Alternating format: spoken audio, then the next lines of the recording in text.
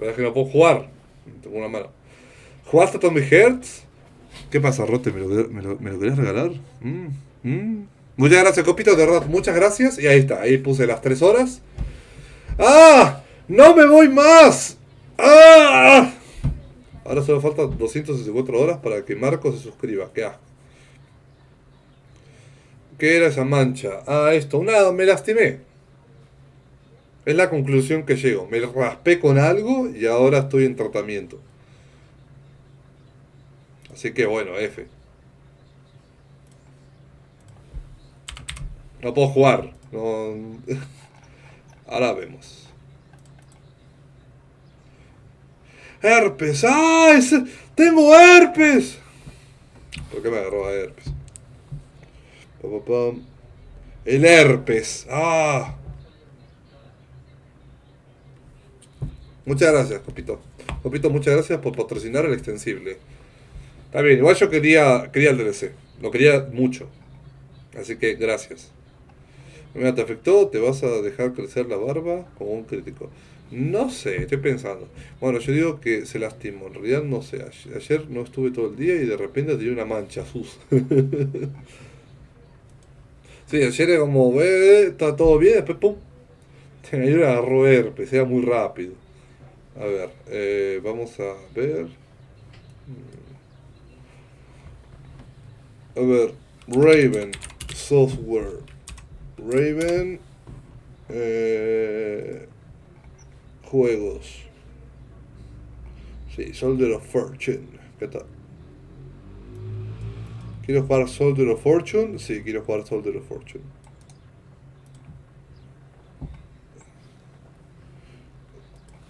Si pongo Quake Engine.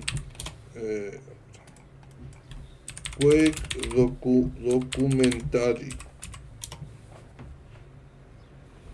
Ah, The History of Quake. Tim Willis. Vamos.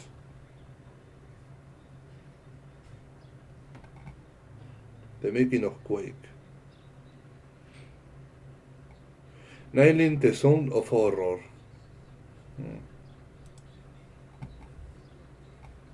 O Luna te arañó. Voy a pestañear si Penny te explota laboralmente. Qué raro que no tenés 1000 pestañas. Porque yo la cierro. Espera 3 horas. Vamos a ver este videillo. Debe estar bien. Esperen. Soldier of Fortune, sí.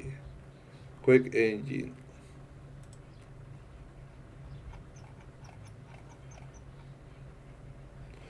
Quake. ¿Cuál fue el último juego? The fuck. Me gusta porque este juego que me lo regaló, creo que el equipo es parte del equipo es argentino porque me hablaron por privado y eran. Va, habló por privado y era una dulce persona. Me habló como hace 3 años para hacer un video, nunca hice nada. Bueno, este juego. Este juego está hecho. ¿Cuándo se lanzó? Ah, se lanzó hace nada. Bueno, este juego está hecho con el motor de Quake, lo cual es muy XD. Me gusta. Cuando pasa eso, me gusta mucho.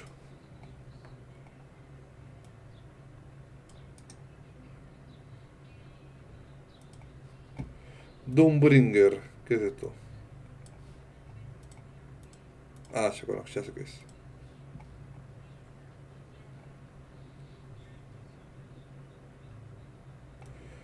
Urban Mercenary. ¿Eh?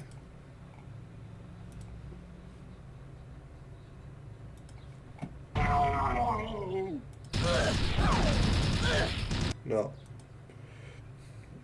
Métale 2 horas más, así tenemos asegurado el octavo día. Buenas, buenas. Hola, Mr. Luciano. Vamos Durazno, motor Durazno. Omega, ¿vos te imaginás que íbamos a durar 8 días completos? A ver, hoy podemos morir. Me puedo quedar 13 horas en stream seguidas. A mí no tengo ningún problema. ¿Qué pasa? ¿Miedo, chat? ¿Miedo? Hoy morimos. No duramos 8 días, duramos nada. Ahora van a ver. Ahora los voy a destruir. X-Men, Malice. Centurion for Quake. Alice. Exen 2. Game. Imágenes. No, pero 1997. 1997.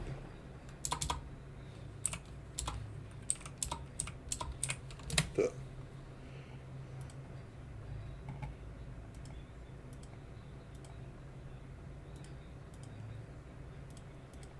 Qué loco.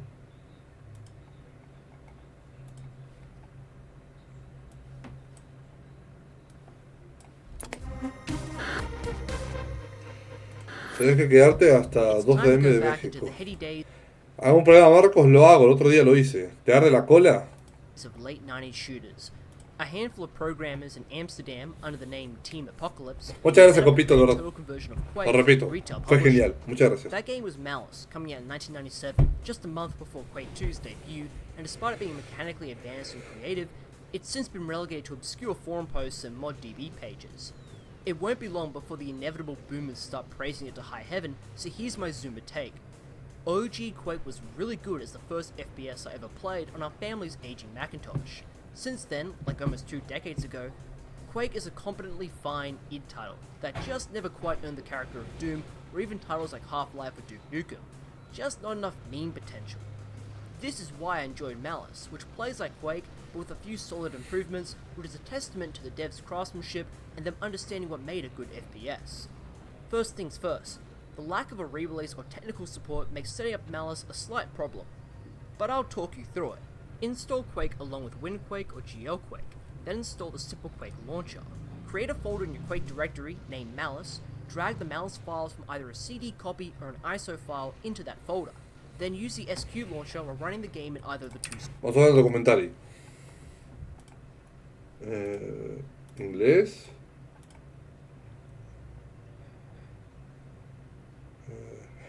¿Qué le pasó? Herpes ahí automático. ¿Qué es eso, amiga? Herpes masivo. Herpes. Me enfermé de herpes. Hola, hola Isap, ¿qué tal? No, nada, me lastimé.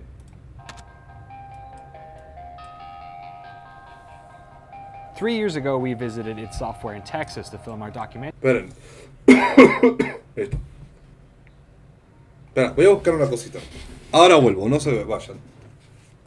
No se vayan, no se muevan, no respiren, no hagan nada. Ahora vuelvo. Bueno, ahora vuelvo.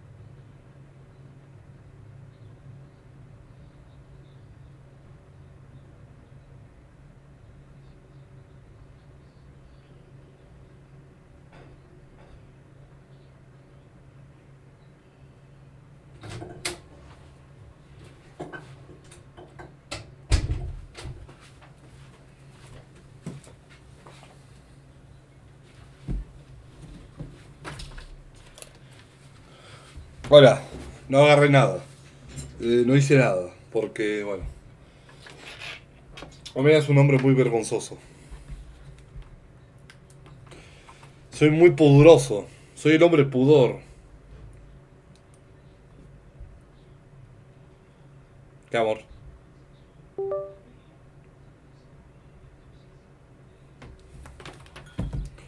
Bueno.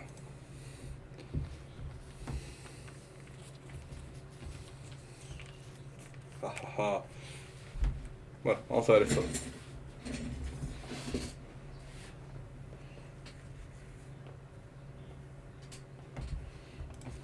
Entry on Doom 2016. If you like no clip stuff, you No probably te lo knew pongas that. directo. What you probably Pero ¿por qué no? Bueno, lo voy a hacer. Es que no. A ver. Ahí está. didn't know is that 3 years ago we visited id Software in Texas to film our documentary on Doom 2016. If you like no clip stuff, you probably knew that. But what you probably didn't know is that while we were there, we filmed 3 interviews around the history of Quake and their then upcoming shooter, Quake Champions. Sadly, we never finished filming that project, and so a bunch of interviews, including one with Quake veteran Tim Willits, sat on our hard drives for the next 3 years. So long that Tim has since shipped Rage 2 and left id Software to become Chief Creative Officer at Saber Interactive. But then we noticed that this month, Quake 3, one of the greatest online shooters ever made, turned 20 years old, so what a perfect excuse to dive back into the archive and resurrect this interview. So, for fans of gothic horror, sci-fi shooters, and bipedal multiplayer eyeballs, here is our interview with Tim Willits about the history of the Quake franchise. Dale, Maxent, hola. ¿Qué tal?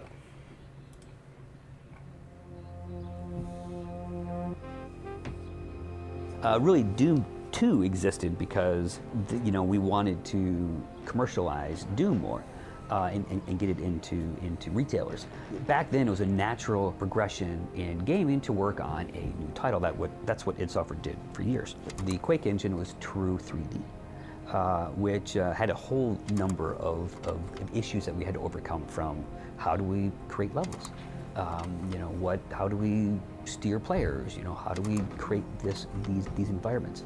So we were tackling those technical challenges at the same time that we were developing the technology and the game. So keeping with the very flat structure of id Software at the time, it really was very loose. We knew we wanted to make it dark, powerful weapons, some Lovecraftian inspirations, but that was really kind of the game design.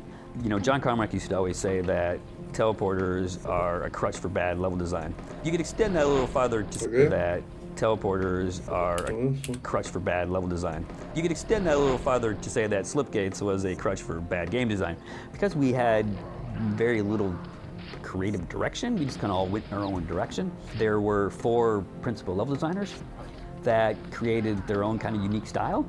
So we were like, okay, we have 4 Elder Gods, and we have 4 runes, and we have 4 episodes. If we had 5 level designers, we probably would have had 5 episodes and runes. And then we just stuck the slipgates around and made it all kind of work and washed our hands. You can see parallels to a lot of the enemies in Doom in Quake. Like, the demon in Quake was obviously the Pinky from Doom.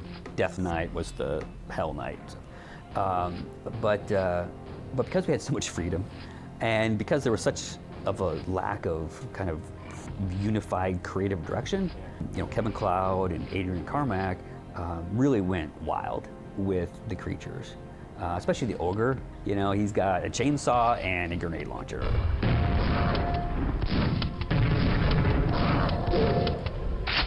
Grenade bouncing was definitely new. It was very difficult at first, because even strafing wasn't really something that people did. So when things were bouncing at you, it threw us off as developers. Entonces, debido a una cosa que estaba viendo ayer en los archivos, en los extras de Quake 2, que se les mandó a los desarrolladores de ID que tengan una dirección, que los niveles y cómo va avanzando el jugador sea cohesivo en el juego. Y me pareció muy interesante como en Quake 1 no había mucha libertad y no había una dirección clara. En Quake 2 sí. Por eso es tan distinto. it threw people off as players, and then to have an AI, have a monster that does that is like. Is there any enemy types that like didn't make the cut, perhaps in Quake 1? Can you even cast your mind back that far? Yes, the dragon. Oh right. Yes, remember? Yes, the screenshot. The famous screenshot. Yeah. That's when game developers just put screenshots up before actually thinking we should actually put this up. So yeah, it was. We made a model, just kind of placed it in the world. And we're like, this is gonna be awesome. There's a dragon flying over this castle. Screenshot, release, and no one ever thought, hey, should we actually get this working? Is it fun? You know, Dragon AI is really tough. Mira, ¿qué te pasó? ¿Por qué te pones una compresa de gel? Ah, me lastimé. Me hice mierda. Todo porque por el extensible. Quería que sea real. Quería que la gente... Omega, ¿realmente estás sufriendo? Sí. ¡Ah! Me arrancó un pedazo de la cara. ¿Eso está bien? The Quake franchise definitely has always kind of suffered from a little identity crisis. And honestly, we were not actually going to call Quake 2 Quake 2. One of the guys in the team proposed the word war, W-O-R, because it's the war with Strogg versus the humans, which in hindsight, we probably should have done that. We probably should have had Quake 1 be Quake, and then Quake 2 be war, and then Quake 3 be Quake 2, and then Quake 4 become War 2, and we'd have two franchises. Instead, we have Quake Confusion. We had something amazing with Quake, but the story was all over the place. So we really wanted to focus the design, we wanted to focus the story, we wanted to make the game more engaging, which is how the story came about. It's really a parallel to the Guns of Navarone, the old movie, where the Allies have to destroy the guns, so the Allies could land on Beachhead during World War II. That was really the entire inspiration and story of Quake 2. And then the Strogg concept, which was another desire to unify the creatures. Like in Quake, the creatures were all over the place. It's not so great for a single-player, story-driven type game.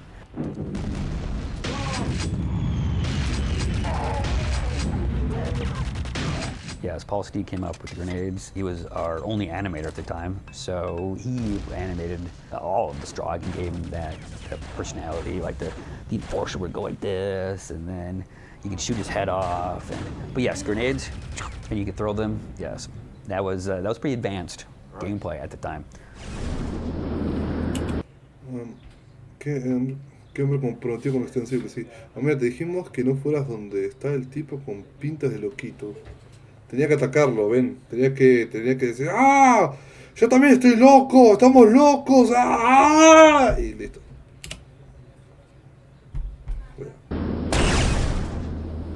I watched the movie Eraser, if you remember, with Arnold Schwarzenegger. Yes, and I thought that was a cool movie. Came into work the next day, and John Cash was the programmer working on the weapons, and I said, hey, let's make... Gracias, mi amor. It's like a rocket launcher, but it's instant. And then we'll make a twisty thing just like the movie Eraser. Shit. But what really set Quake 2 apart was the explosion of multiplayer mods. The grapple hook was the greatest invention for any Quake game that we never came up with. And there were so many mods for Quake 2 that the multiplayer took on a life of its own. You'd find the newest mod, you'd download it, you'd play a different type of game. So it always offered something new because of the explosions of the mod scene.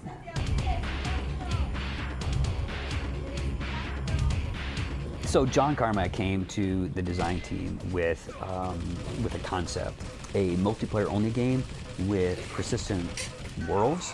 You have your kind of home world, and then you'd fight for your elder god. He was always into the elder gods. You could fight for your elder god, and then you could kind of attack other worlds and things, and you could jump through these gates to these other worlds. You have taken the lead, excellent.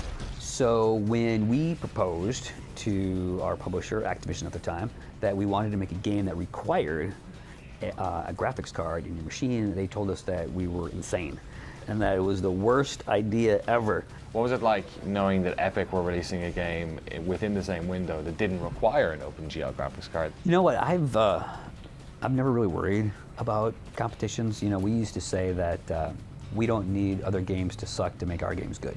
So even at that time, you know, I mean, playing those games, I played them. I know the guys that work there. They're all great guys. And I think it actually helped us. It actually helped the industry, and it helped our games even be better.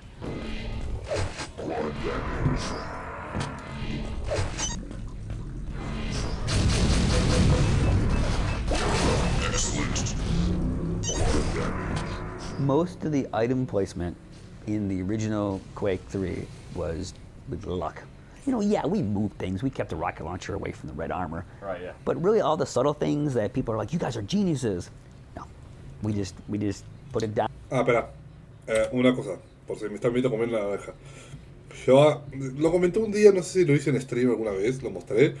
Yo le hago un agujero a la naranja y la succiono. No sé si es normal. Peña me dijo que soy un radito. Pero bueno, ya normalmente se corta, pero un agujero y succionar. ¿Está bien? Es como tomar jugo. Bueno. All the subtle things that people are like, you guys are geniuses. No, we just put it down and it worked. So the origins of that map was a bet. It was a QA guy that came down from Activision. So he came down and I said, I could make a map from start to finish in under an hour. So I made that map in about 50 minutes. I think that map might have like the world record for the fastest possible flag capture. You can do it in like 6 seconds or something. Yeah, probably faster than that. You could probably, yes, because you can pick up the flag, rocket jump, hit. Yeah, you could probably do it in like 2.5 seconds. You know, like DM13, DM6, you know, the longest yard. You know, those are the true classics that have withstanded the test of time. But we had no idea. That's one of the things about creating these games and these levels is you don't know what people are going to really like. You don't know the levels that will go on to become classics. And it's always surprising once the game gets out there in the world and people play it, what rises to the top and what people like and what people don't like.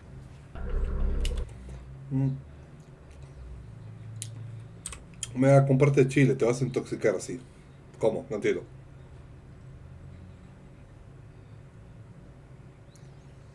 What rises to the top and what people like and what people don't like.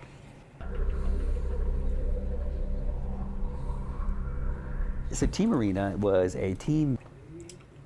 Quake 2, Quake Live.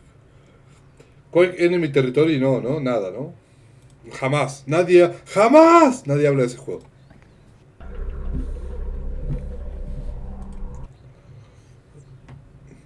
Así te pones mascar. ¿Por qué voy a comprar chile para mascar? So Team Arena was a team-based version of Quake 3. And if you have 12 to 20 people that are about the same skill level and are playing on a LAN that can easily talk, Team Arena is the greatest game ever. So we created this game that we thought was the most amazing thing ever made that only we liked. And because once we got it out there, you get onto a server and you got you and your buddy and you got like 16 other people acting like idiots. You know, you couldn't talk to them very well, all these different skill gaps. And also, at the time, there were so many Quake 3 mods that were like, hey, we made this. You should buy this. People are like, what? I gotta buy something? So it did suffer, but it was the greatest game ever made just for us.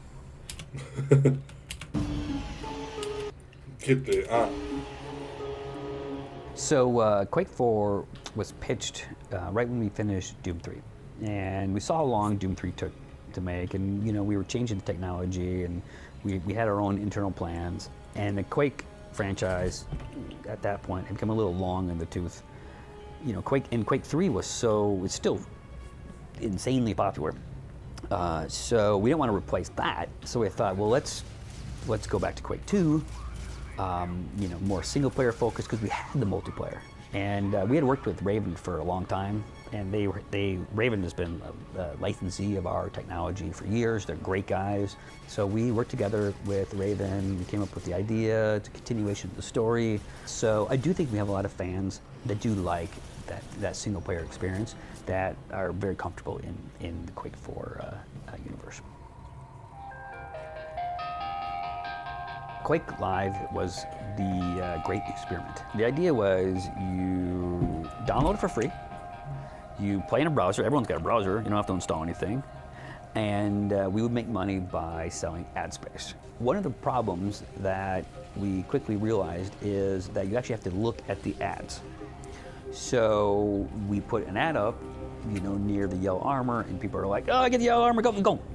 And our ad stats were like 0.05 seconds, which is, you can't even read the ad, the amount of time that person actually looked at it. The people paying for the ads were like, okay, you guys, they need to look at our ads, and they need to occupy a size that's appropriate. So that ran counter into what the game was. So I thought, we'll just have ads and load screens.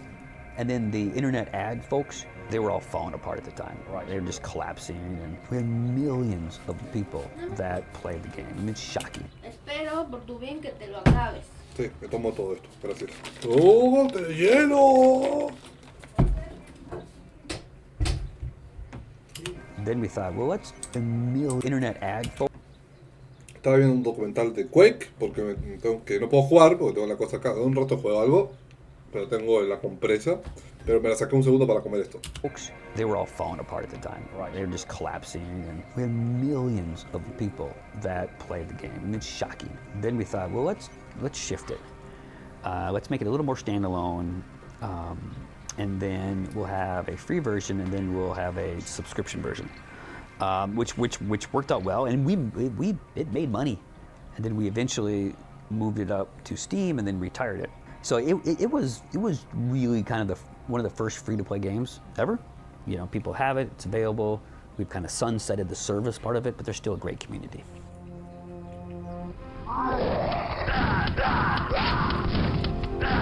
El cosplay. Pedimos cosas, llega mañana, así que mañana. Estoy comiendo una naranja. Doom was insanely influential, but I personally believe if you look at what Quake did, it was actually our most influential game that id Software's ever made. From true 3D engine, client server architecture, to explosion of mods, to competitive gaming. It really influenced so much of what we play today. Hoy, bueno, según. Thanks so much for watching this video, and thanks to all the people on screen right now for supporting our work here at NoClip, and the thousands more whose names aren't in the credits. We couldn't have done all the work we did in 2019 without you, and we've got some massive plans for 2020, including filming a bunch of stuff here at our brand new Me parece hasta los desarrolladores olvidan de Guild Wars. Es que hay que hablar con Splash Damage. Splash Damage. Damage. Twitter. Acá está. Seguir.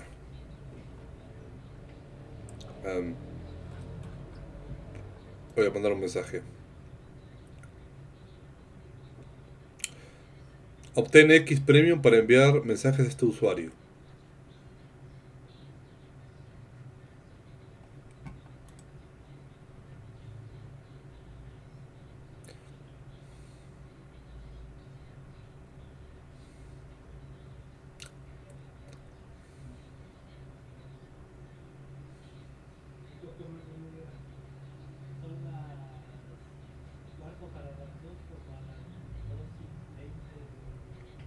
Bueno.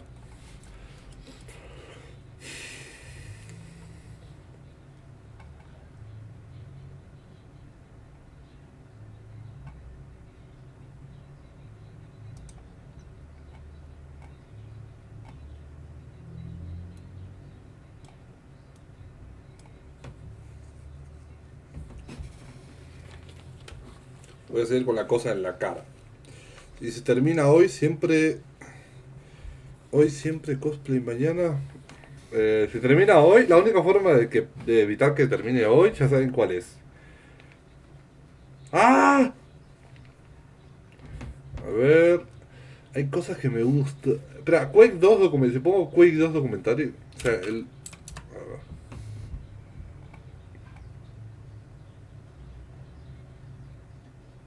ver. ¿Y esto qué es?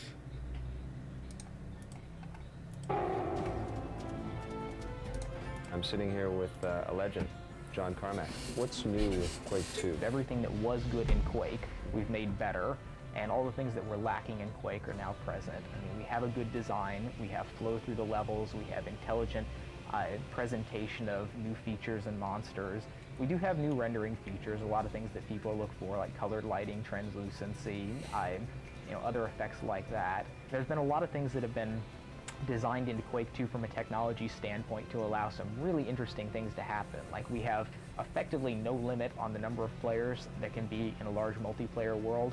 I fully expect to see at some major convention like QuakeCon 98, we'll see 150 people in one gigantic specially constructed map. Quake 2 is the first time that I haven't needed to be involved in the rest of the project, though, which has been really nice for me because Kevin Cloud has taken over as project manager to make sure that the levels and art and monsters and all those things are done and coordinated. My duties now are strictly to make sure that the code works right and keep anything really obnoxious from slipping through. I mean, I'm kind of the final filter of things. It took us quite a while to find a model guy to start doing character animations and stuff like that. We finally landed Paul Steed right after we got through with Quake, and he's been excellent, and he's redoing all the character animations. And Él solo, el hombre crunch. Él solo haciendo todas las animaciones para Quake. Ahí, One Man Army. Right after we got through with Quake, and he's been excellent, and he's redoing all the character animations and polygon models and stuff, and doing an excellent job there. This is a logo for Quake 2, and the intro cinematic that just sets up the story. You have an invasion fleet that's hitting an alien planet who we've been at war with. What I've tried to do is create this very ominous place that you wouldn't want to have to go to unless you had to. After I actually create the animations, I go through here and Qué asco, the Eric. spreadsheet is here. It's called the progs. What the progs are is just descriptive information of what the characters do. This is the AI. You know, the guy shoots and then he recalls the weapon and then it's ready to shoot again. What John's done is he's created interpolation, linear interpolation between the frames, so that instead of I animate at 10 frames a second, with interpolation it can be up to 50, 60 frames a second, depending on your machine. Explain interpolation for us. From here to here is kind of a big gap, like the legs go from here to there. Interpolation would actually create a frame of animation to go in between those. So these, in essence, act like keyframes. And then the interpolation through code, based on the speed of your machine, will put all the red smoother. And the result is a real smooth, fluid animation. Beautiful. And that's all through John's scripting. Right.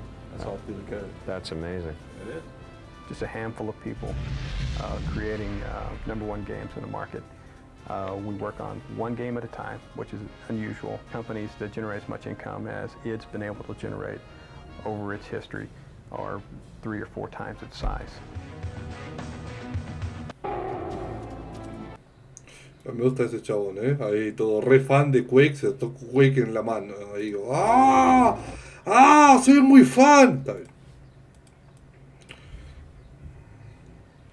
The Identity Crisis of puto. A ver. Pero voy a ver si abrió esto. ¿Habrá abierto Farfania? Voy a poner la cara de malo ahí. Estoy enojado. No, mejor no.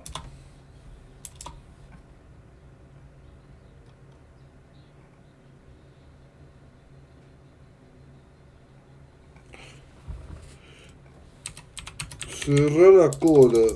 Cerrar la cola. Listo.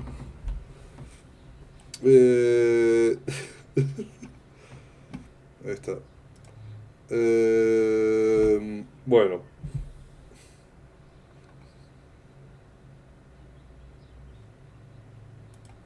A ver si voy a volver.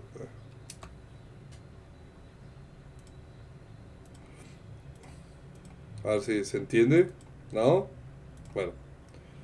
Cara de culo malo.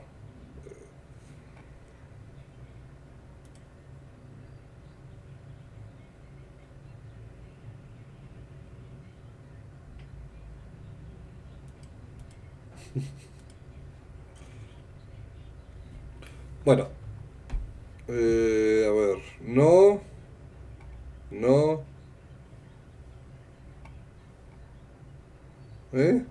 Quake 2 Most Important Artistic Game of 2023. What the fuck.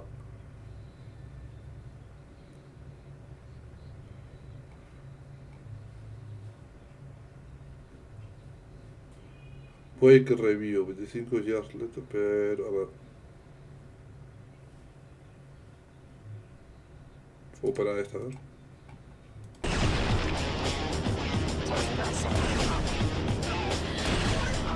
Well, it's not every day that Nvidia goes back and remasters one of your favourite first-person shooters, but that's what they've gone and done with Quake 2 RTX, the 1997 first-person shooter originally developed by id Software.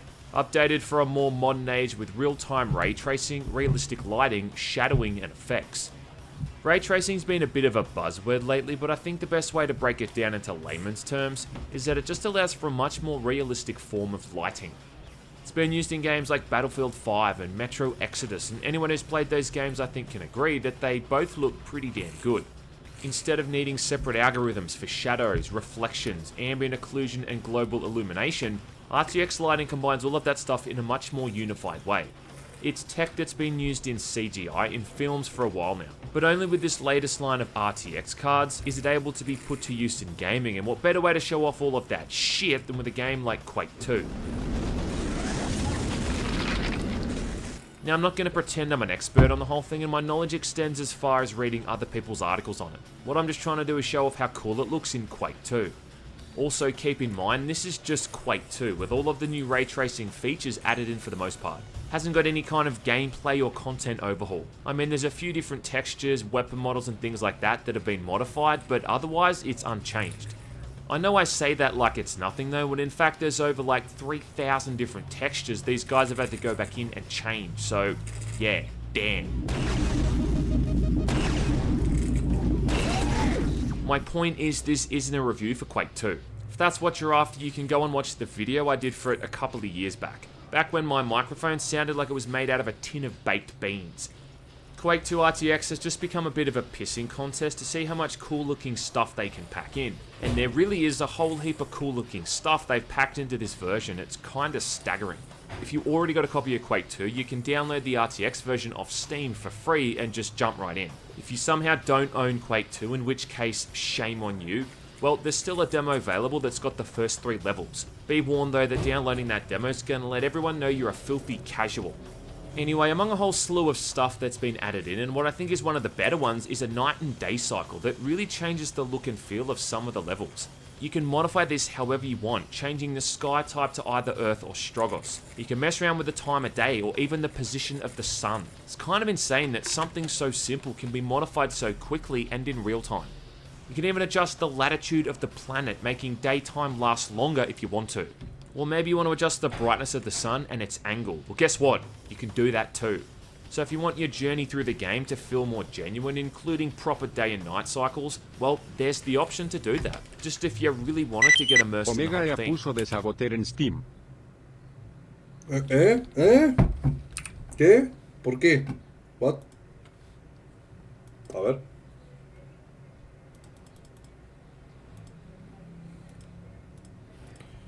Te sabot.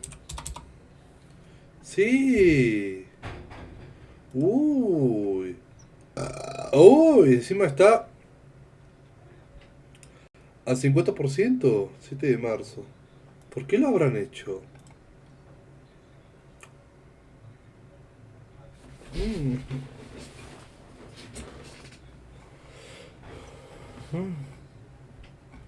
Dice que fue Pandemic, ¿no? Sí, Pandemic Studios.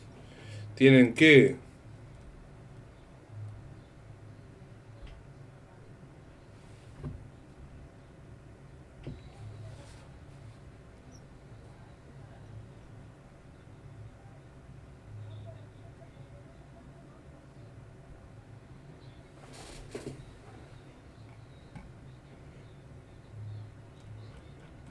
Voy a meter otros juegos viejos, lo dudo. A ver. ¿Por qué? ¿Por qué? Sport, Mass Effect, 2010 Edition. Ahí está Wild Heart. $70. Madden.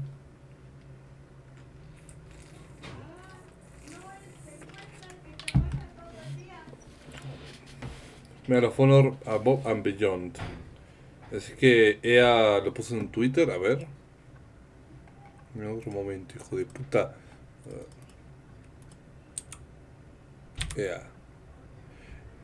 EA Deportes. Electronic Arts. Twitter. A ver. Acá está. Command and Conquer, The Ultimate Collection, bien.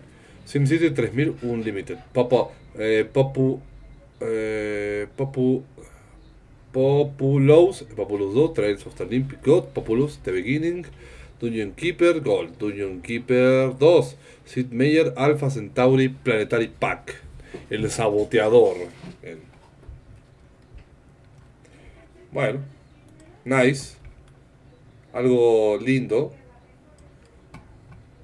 El papu. La papaya. Bueno. Such a simple setting, but it has a huge effect on the lighting and the atmosphere for certain missions, which is oddly juxtaposed with the Quake 2 engine's blocky and simplistic level design. And along with that, you've got dynamic lighting for signs, elevators, and switches. Now, weapon and level textures have either been completely updated or replaced entirely. Certain weapons such as the super shotgun, the hyper blaster, and the chain gun have barrels that reflect back the entire game world. Same thing with computer terminals and windows, they now cast real-time reflections, and you can even see the reflection of Bitterman.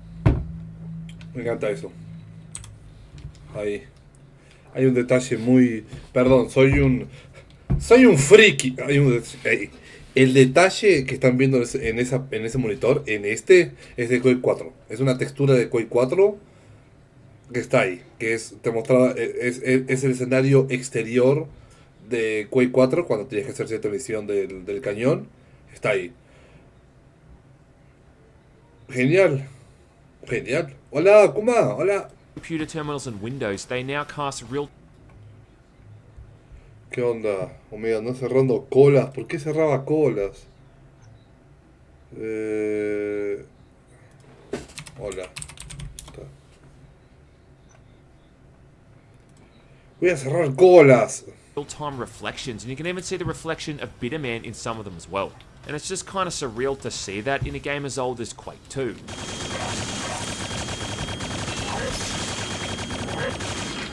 Even the spare rockets on the rocket launcher also now reflect back the entire game world. Water reflections are great too, and also highly realistic. The new texture for the grenade launcher I think is also kind of badass. You can see all these little scratches on the back of it, and the new explosion particles make it way more fun to use. I mean, kind of. The railgun and the hyper blaster light up almost an entire room when you're firing them, which, along with all the other bells and whistles the visuals are pulling off, just looks awesome.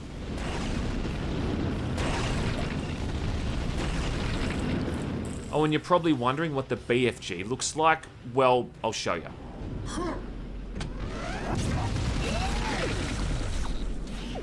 Obviously though, the main thing is this RTX renderer itself, and comparing this to OpenGL is really chalk and cheese. They're not even in the same ballpark, it's not even the same sport. The times when you notice the difference in lighting the most is obviously during areas that have natural light, and this is when it just looks staggeringly different to OpenGL, and also staggeringly better. But I think even some of the interior areas just look gorgeous at times, like where I just had to stop for a bit and spend a few seconds admiring the whole thing. Like some asshole window shopping in a red light district. This was part of the fun for me of going through the whole thing and stopping when I got to areas I recognised from the original game, then switching the renderer to see how they originally used to look. And some of these changes make the game feel entirely different. Here's just a few examples.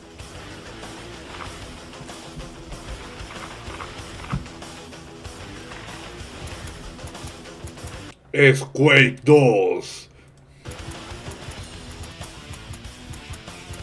Bueno, muy lindo.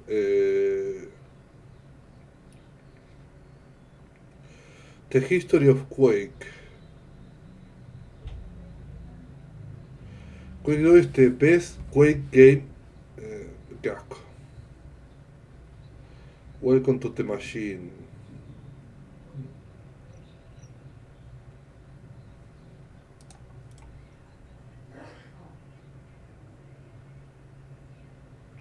El legado de Quake.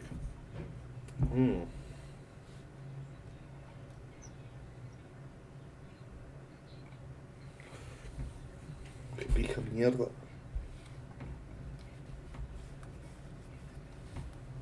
Está. Omega, mira el susurro. ¿Qué es dónde?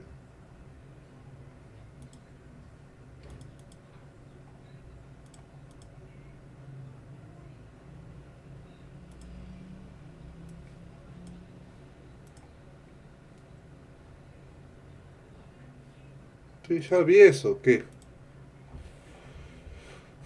¿Qué?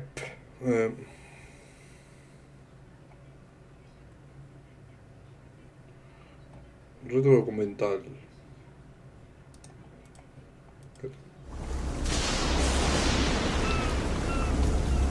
Después de una gran batalla contra los Ay, Strogg en la no, invasión, Dios, no. Para no, gracias. Sí, lo vimos. The Making of Quake.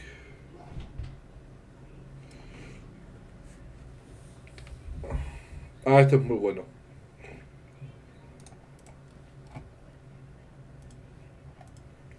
Omega, ¿cuántos bits? Y me firmás el perfil de Steam. 10.000 bits.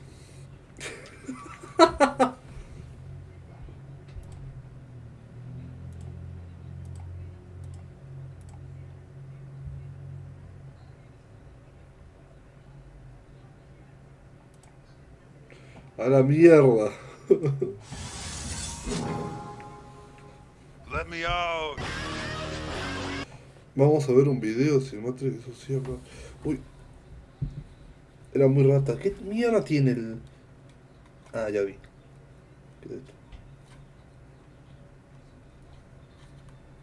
Los huevos. ¿Está? Pum. Listo.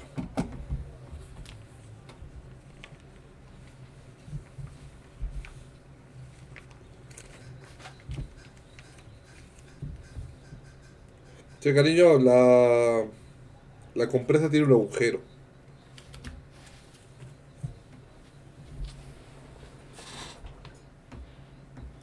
Son $126. ¡Se viene! 10.000 bits. Vale.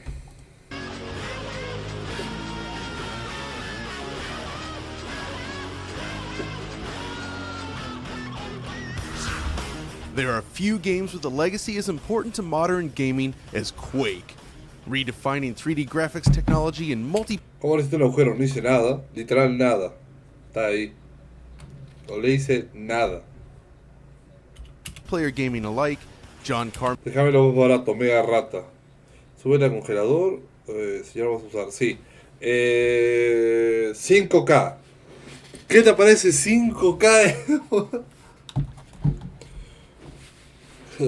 Ahora vuelvo.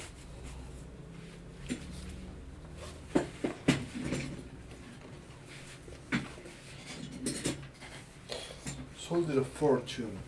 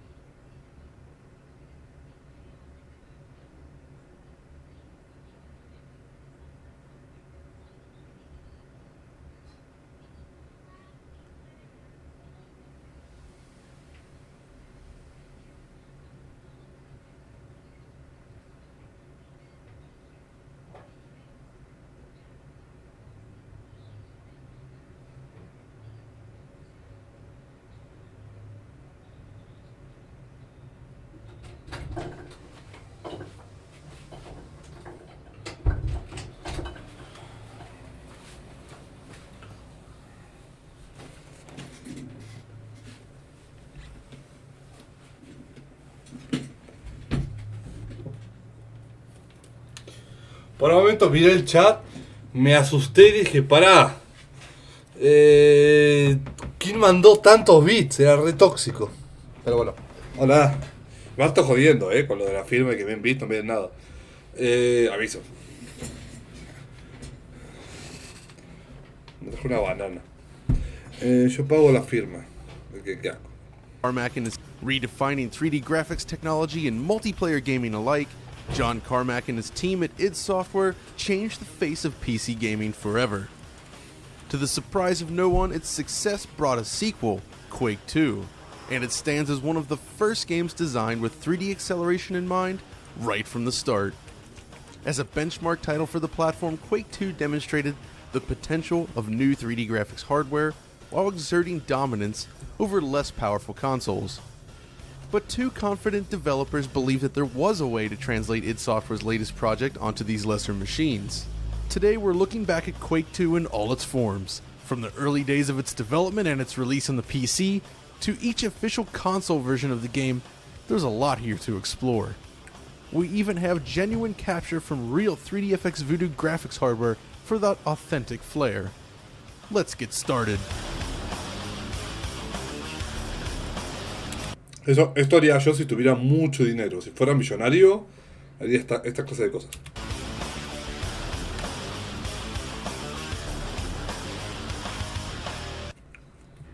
Flashback to 1997. Quake is the hottest PC game on the market. After making its debut in 1996, Quake gradually pushed the industry in new directions. With its rich multiplayer heritage made possible by Quake World, the original Quake went on to be played by millions and stands as one of the first truly successful internet playable shooters. This is backed by a near... No me refiero, vos estoy exagerando, pero no me refiero a id Software, Carmack y eso. Después sí fue millonario. Pero me refiero a estos chicos con todas las placas, con todo, la cantidad de versiones que pueden jugar nativas. Yo ojalá, pero no puedo. The first truly successful internet playable shooters. This is backed by a near constant flow of content created by... O me va a poner que con los puntos firmes perfiles. No, es que no firmo perfiles porque me da paja. Porque tengo un montón de cuentas que me siguen. Lo mismo de siempre, si te saludo a vos, te lo saludo a todo el mundo. Si hago esto, tengo que hacerlo para todo el mundo. Para hacer justo eso. Y... ¡qué paja! Y ya está. By other Quake players.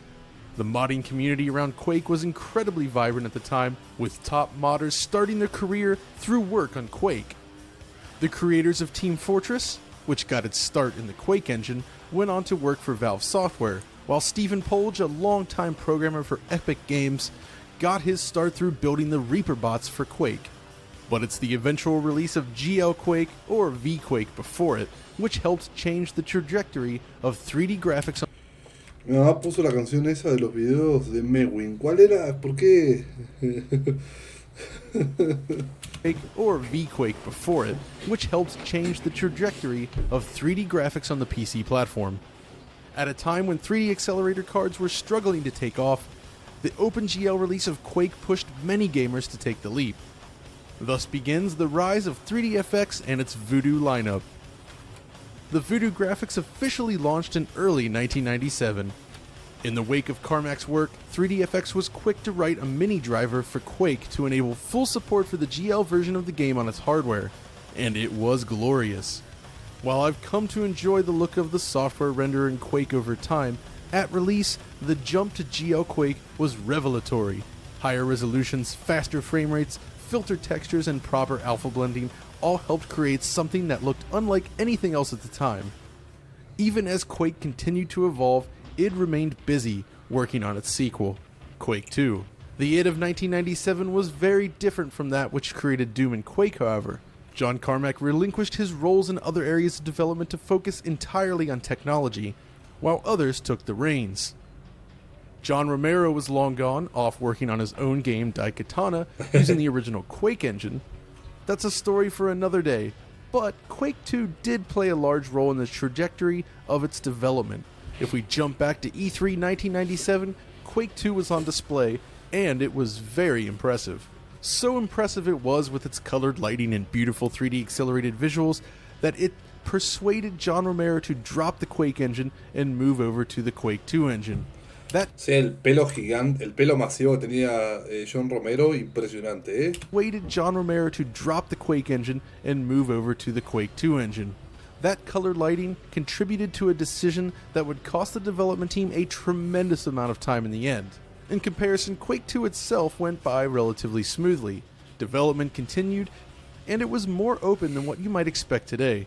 John Carmack kept fans up to date via his lengthy plan files, often discussing improvements and changes being made to the engine during its development. Just a few months prior to its release, it made Q2 Test available for download then. This served as a pre-release demo of sorts with just a small handful of levels included. It was almost tradition at this point, with Quake 1 having also received an early demo in the form of Q-Test. The final game made a lot of changes from this early test build, including an updated skybox texture, full 3D explosions, new higher quality sound effects. Vale, una cosa que quiero apreciar del primer Quake, al ser tan libre en el desarrollo, caótico, no una dirección precisa, y, o sea, problemas, ¿no? Pero al ser tan libre, destacó al entregar algo artísticamente diferente. Por lo elegido, la temática, los escenarios, lo gótico, Lovecraft, todo eso. Algo que Quake 2, al estar tan centrado en lo que quería crear y al genéricamente ser simplemente lo mismo que otros, no sé, Star Trek y otras cosas, no pudo sobresalir tanto. Pero yo, al jugar Quake 2, me di cuenta de lo que querían lograr. Ese tipo de horror de mostrarte cómo es una lucha con una raza alienígena tan asquerosa. Y eso me gustó bastante. Y sus escenarios son maravillosos. Así que, no sé, si bien me gusta la arquitectura demencial que tiene el Quake 2, su arquitectura brutalista, funcionalista y militarista, hiper oscura, me gusta mucho. No sé, depende. Debe ser porque acotar la visión creativa de los pocos desarrolladores antes de ver cómo salía. No es que acotarlo, es que le dijeron que sigan una línea cohesiva. Que por favor, el juego tiene una temática, tiene un tema y hay que crear algo que es coherente, completamente coherente. Porque le doy clic y muere.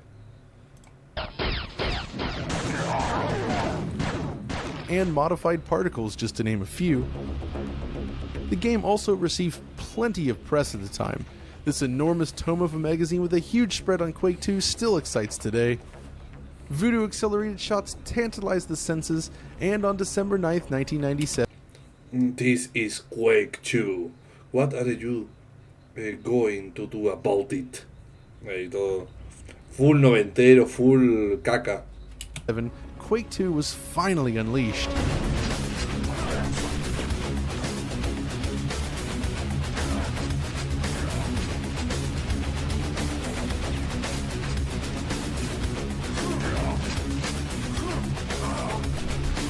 From a gameplay perspective, Quake 2 is an interesting case. It was the most ambitious production it had undertaken thus far, but was almost entirely focused on the single-player experience.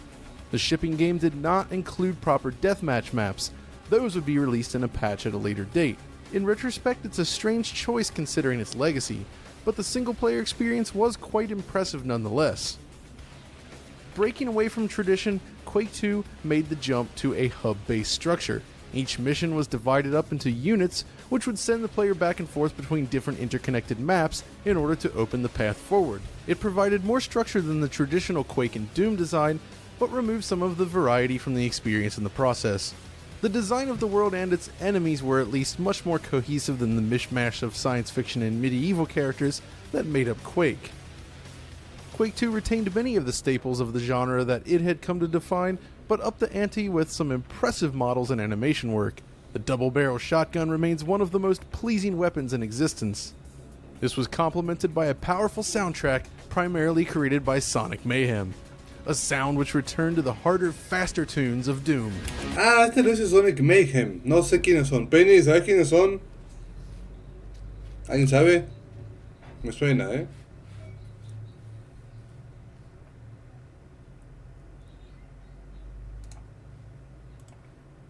¿Segundo? Ah.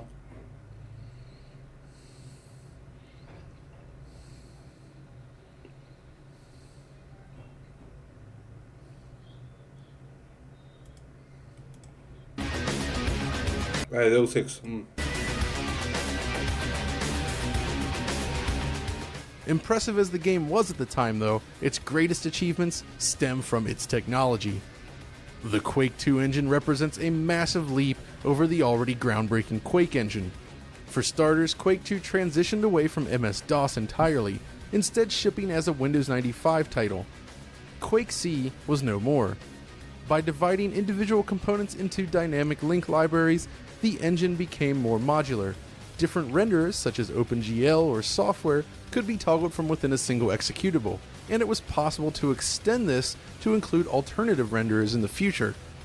Quake 2 is one of the first big titles to ship with 3D accelerator support right out of the box. The transition from 8-bit color at a lower resolution to true color at high resolution was significant here.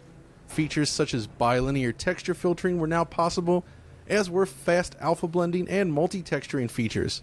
You could achieve a significant speed increase at higher resolutions than in software when using the same machine. Animation interpolation was also introduced here, allowing the game engine to smoothly interpolate between keyframes to produce smoother animation for enemies and weapons. All of the animation was keyframed at 10 frames per second, but this technique allows animation to play back as fast as the game can run. It was a tremendous leap over Quake 1, which appears rather jittery in comparison. This also highlights one drawback to the design. Vertices used to create models were not weighted against a skeleton, as would become the norm later on. It seems that the animators likely had to manually transform vertices while keyframing the animations. The visible warping present here is a side effect of this technique, and it would go on to plague all other games built using the Quake 2 engine.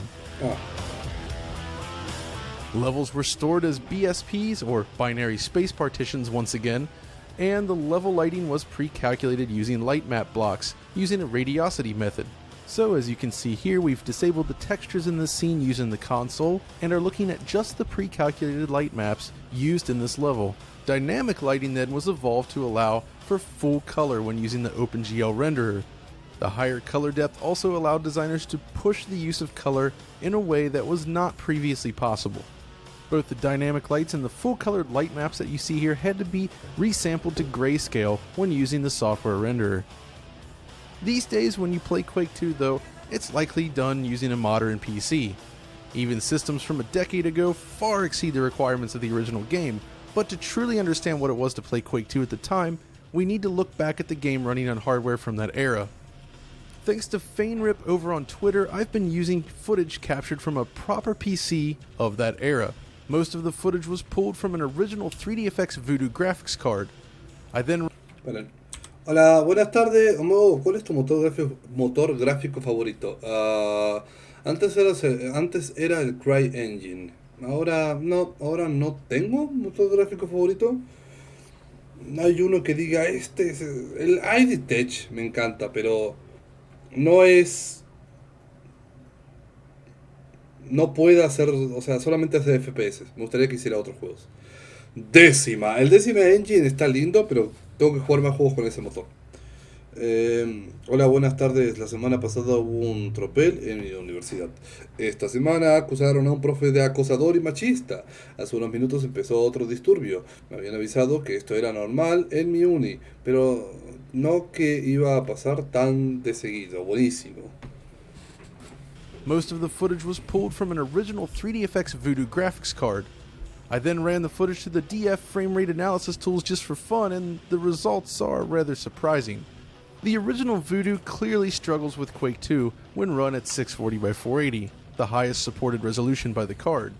Interestingly, this is still faster than alternative cards at the time. And here's Quake 2 running on the same PC with the texture set to low. It does wind up running a little bit faster, but the impact on visual quality is also rather severe, so probably not a great way to play. For good measure, here's the game running on a 3DFX Voodoo Rush card as well. The original Voodoo was an add-in card which required a separate card for 2D. The Voodoo Rush, though, was the first attempt to pair the two, and it wasn't entirely successful, though in this case the Rush paired with a much faster CPU does perform at least as well. Keep in mind that shortly after the release of Quake 2, 3DFX would return with the Voodoo 2, which was much faster and could reach higher frame rates in Quake 2 with ease. Just for good measure then, here's a look at the game running on a much later Voodoo 5 5500. This is a very high-end card for its time, and one of the very last cards 3DFX would ever release.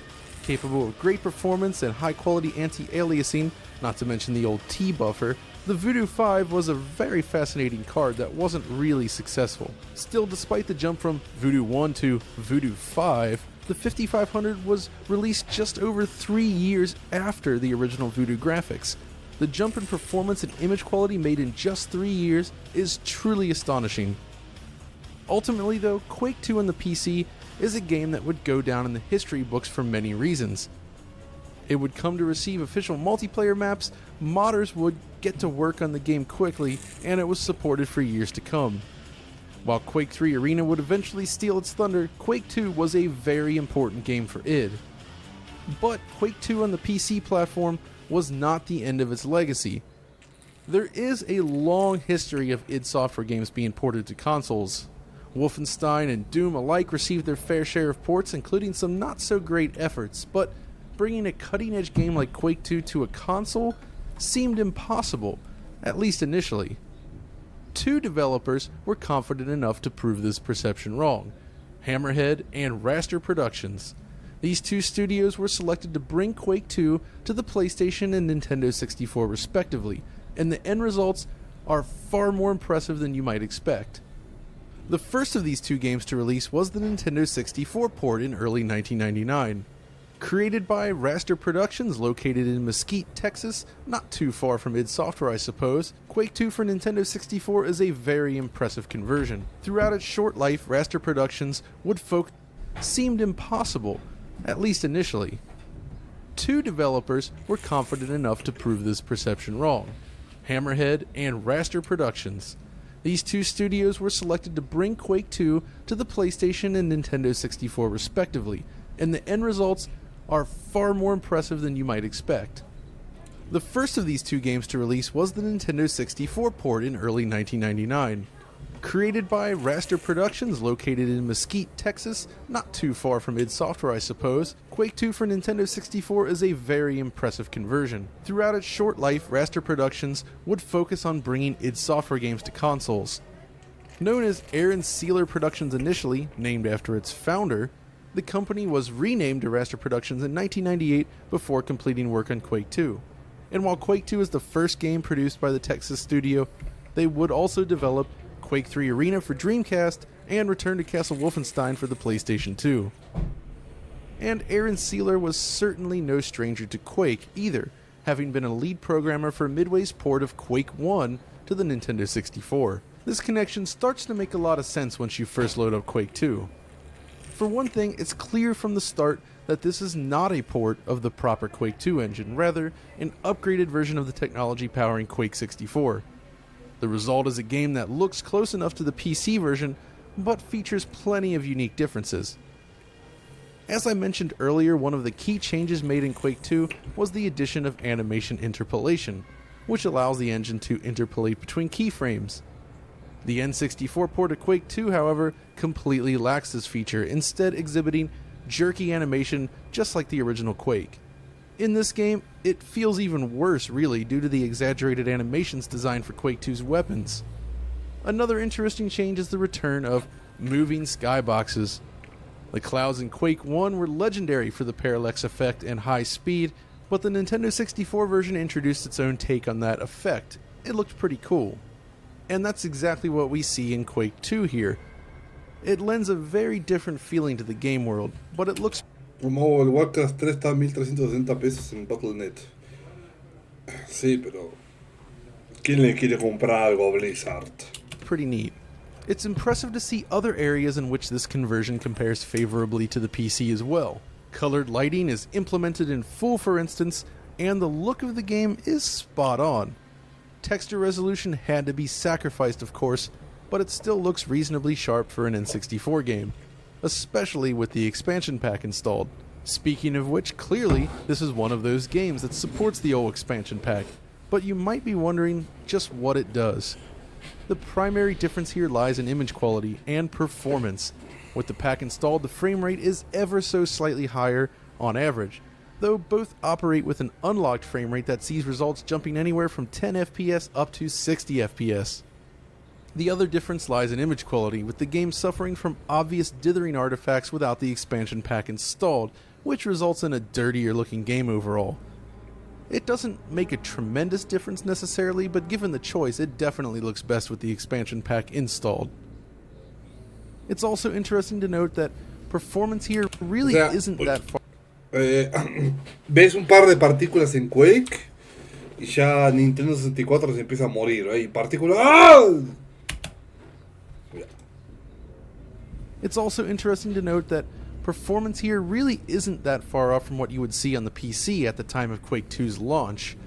It does run at a lower resolution, being just 320 by 240, but the frame rate is comparable to that of a Voodoo-equipped PC from that era. Not to say that they are directly comparable, since this is not the actual Quake 2 engine running here. But what makes this title engaging even now lies in its content. Quake 2 for Nintendo 64 is a brand new game. While there are occasional elements from Quake 2 proper featured within, the overall design here is entirely original. Unlike the hub-based design of the PC game, Quake 2 for N64 features a selection of individual maps with progression similar to the original Quake, or even Doom really.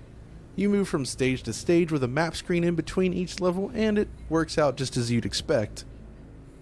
This actually makes returning to the game easier than proper Quake 2, as each map is just large enough to be engaging without dragging on too long. It's very pick up and play. This is clearly not a port of Quake 2 then. It's a brand new game designed to look and play like Quake 2 instead, and it works quite well. The game also offers full support for up to 4 players in split screen mode, and believe it or not, the performance here is excellent. Compared to the likes of GoldenEye or Perfect Dark, which were definitely more popular but ran a lot slower, Quake 2 feels very nice to play. It might just be one of the very best multiplayer first-person shooters available on the N64. On top of this, the controls are fully customizable to your liking, and feel quite nice even now. Eso me da mucha gracia, Nictea, de que Nintendo... No, bro, pero los cartuchos, todo eso ahí, todo el espacio recontra comprimido. Y Play The Chat Station con sus CDs. Ah, toma 700 megabytes de espacio. El verdadero futuro, ahí, todo tóxico y fácilmente pirateable. Lo cual es importante. No es un bug, es una feature. Now, it doesn't take long to become accustomed to the controls here, and it's good enough that I was able to finish the entire game, something I did not expect to do when picking it up. It really is a lot of fun. One other change with this version is the soundtrack. The heavy Sonic Mayhem soundtrack featured in the original game is absent on Nintendo 64, instead replaced by a more ambient score created by Aubrey Hodges, who also did Doom for the PlayStation, Quake 1 and 64 soundtrack, and many more. Returbia la música. It does change the feel of the game, but still manages to sound pretty good in the end. Overall then, Quake 2 for Nintendo 64 is a great addition to the Quake legacy. With its original levels, unique atmosphere, and solid visuals, it's actually still worth checking out today. But the N64 was already well suited to 3D graphics, which brings us to our second major conversion of Quake 2, the PlayStation version, created by Hammerhead Ltd.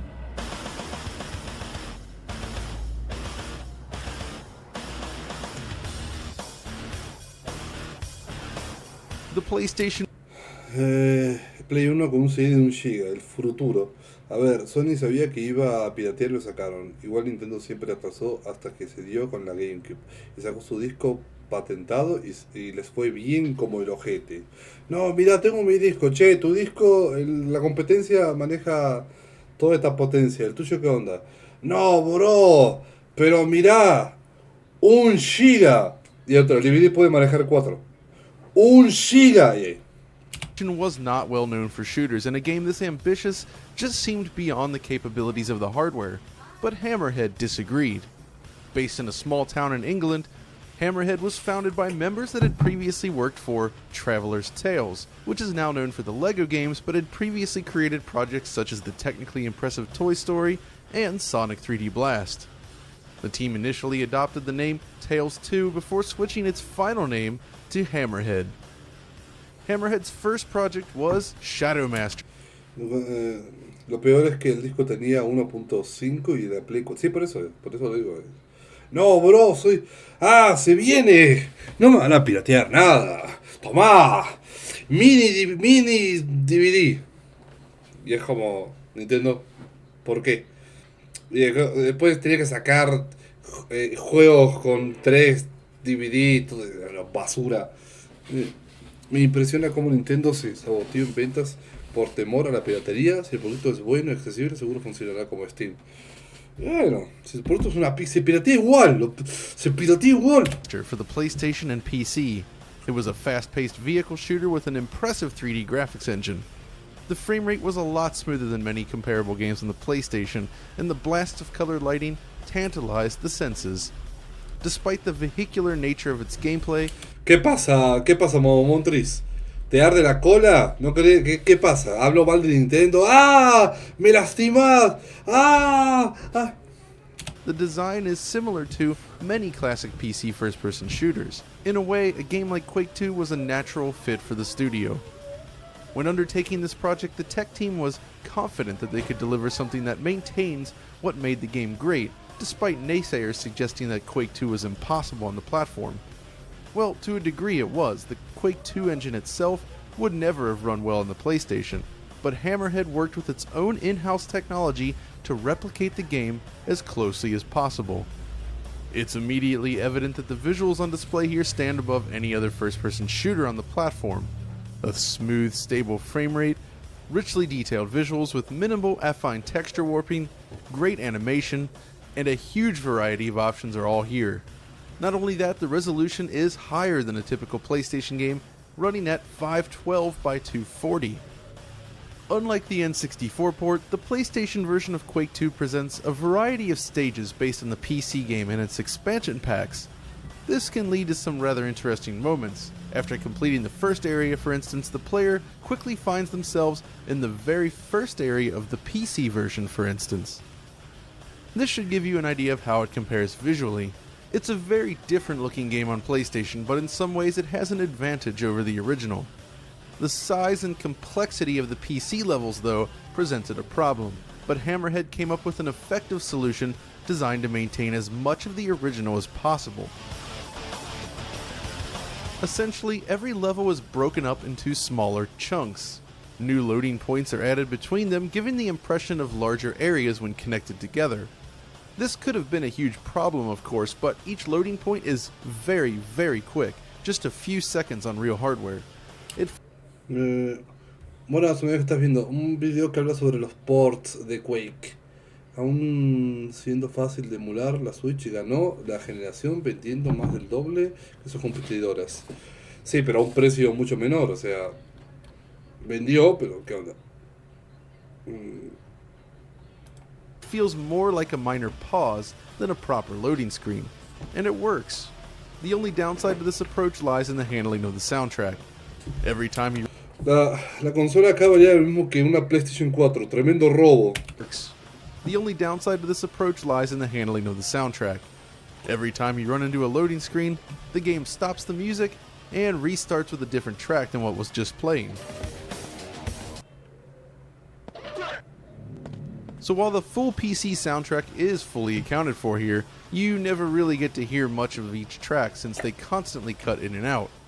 This stands as perhaps my single biggest gripe with the game. Still, while playing, it's hard not to marvel at what was achieved here. Affine texture swimming was a real problem on the platform, but Quake 2 manages to sidestep many of these problems by subdividing geometry based on proximity. It's a rather common trick on the PlayStation really, but the density of the mesh here stands out the most. The game has a solid look to it that you just didn't see often on the platform. Texture quality is also top-notch for the platform, with much higher resolution assets than those used on Nintendo 64. And on top of that, lighting plays a significant role in the visuals here, with robust colored lighting used throughout every level. Lens flare effects were even implemented, further enhancing the look. It's a much more colorful game than Quake 2 proper, that's for sure. The skybox is interesting as well, since it's not actually a skybox. Instead, untextured polygons are built around each individual piece of the level where the sky would be showing, rather than an overarching skybox filling the level. Character and weapon models have also been remade, sporting a new look that resembles the original game while taking on a style of its own. Animation at least is certainly smoother than the N64 version. Playing through the game again, it feels like a greatest hits version of Quake 2, with the way many of its levels are designed and presented, but it all kinda works. The one real issue with it comes down to controls. It just doesn't feel quite right. You have multiple presets, sure, but none of them feel as good as you would need, and while the game does support dual analog controls, the mappings aren't great. Keep in mind that dual analog control was still very new at this time, so there wasn't really a standard template. In Quake 2 then, the default analog controls have the left stick going forward and back, while also turning left and right. In comparison, the right stick looks up and down, while strafing left and right.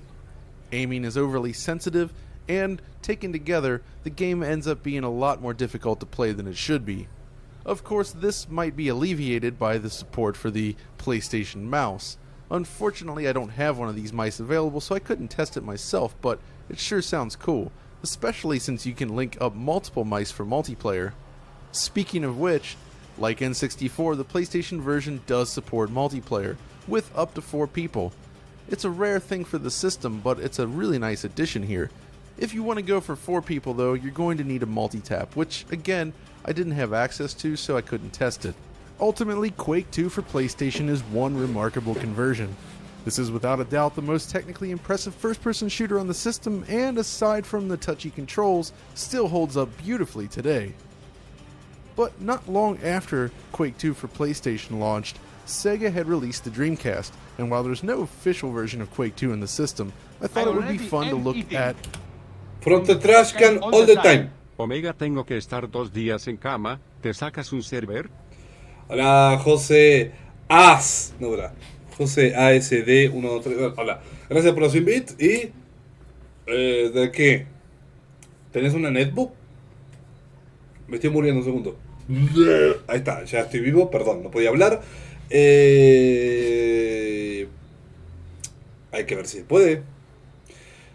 Lo que sea. Enemy Territory, Quake Wars, y acabaste de subir 2% al video de hoy. ¿Pasará eso? No creo, ¿no? El video cringe de Minecraft. El video completamente equivocado. La netbook del gobierno corre petróleo. Hermoso. 2 of the attempts, since I do love the system so much. The first one is just a homebrew port of the game using the software renderer. It's not great, but still fascinating nonetheless. It runs at a low resolution 320x240 mode and at a rather low frame rate. Presumably without the aid of graphics acceleration, all of this is being run on the SH4 CPU. For a quick homebrew project then, it's fascinating, but don't expect it to play smoothly.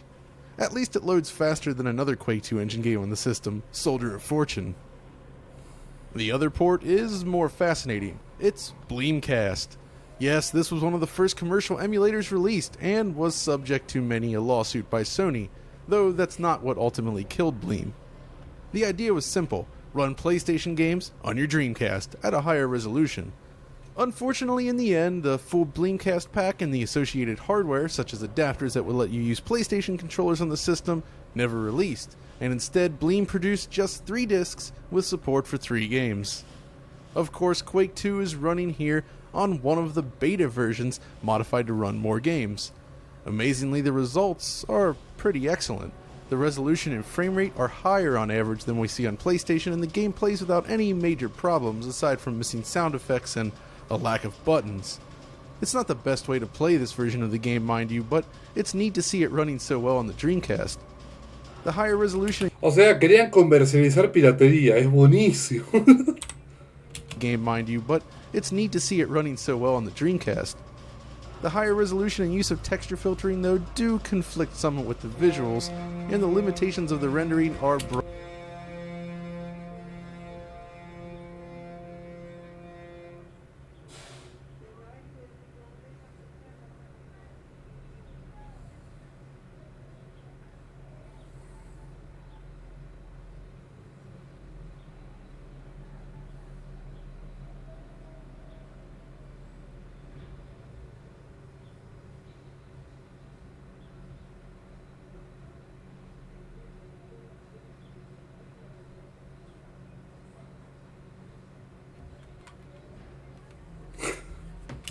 brought to light as a result. Still, as a piece of history, it's cool to see this working. Over the next few years, Quake 2 would see additional modifications and source ports as the source code had been released in 2001. But the next official port would come as a surprise: Quake 2 for Xbox 360. I've discussed this in the past with an article published more than 2 years ago, but to reiterate, Quake 2 for Xbox 360 was included as a bonus disc with Quake 4, a launch game for the system. It was programmed by Brian Harris, who now works for Nvidia, and served as a simple project for testing the system. It's a great looking conversion that runs beautifully, but the most surprising aspect remains its rendering resolution. You see, at the launch of Xbox 360, the system was only capable of outputting at either 720p or 1080i. 1080p was uncommon at the time, and HDMI was not yet included on 360 consoles. But in testing the game on an updated 360, we were surprised to discover that Quake 2 supports full 1080p at 60 frames per second, years before 1080p was officially supported by Microsoft's console. On top of this, it features 4x MSAA and 16x anisotropic filtering. The game looks brighter and more beautiful too. Brian implemented a gamma and intensity conversion shader here to restore the look originally intended. Dynamic light maps were also increased in resolution, and geometry calling is disabled entirely due to the faster hardware. Even 4-player split screen was implemented. The point is, for a freebie included with Quake 4, this port of Quake 2 is very impressive. If not for the controls, which aren't fully tuned for a gamepad, it would be an awesome and simple way to enjoy Quake 2 anytime on a console.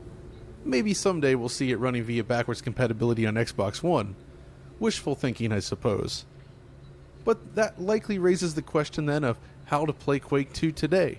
Thus far, I've shown lots of footage from Yamagi Quake 2 in this episode, and it's one of my favorite source ports as it delivers a very standard Quake 2 experience with full soundtrack support and great visuals. It's fast and supports any resolution you care to throw at it. There's also a modified software renderer available which produces interesting results that look different from what you might be used to, but I tend to think that Quake 1 works better in software mode than the sequel. Then there's ports like Quake 2 XP with new assets and huge engine changes. This version updates Quake 2 with modern rendering techniques and new assets galore. This is of course the 2016 Quake Expo edition, and well, it looks pretty nifty, I think. Lots of new shaders and effects are in play with hugely advanced lighting throughout. Specular highlights and bump mapping play a huge role as well, giving extra depth to the world. It's basically Quake 2's shiny modern edition. If you're looking for a new way to play Quake 2 in 2017, this might just be the way forward. There is one other rather strange version out there though, the Zeebo version. That's right,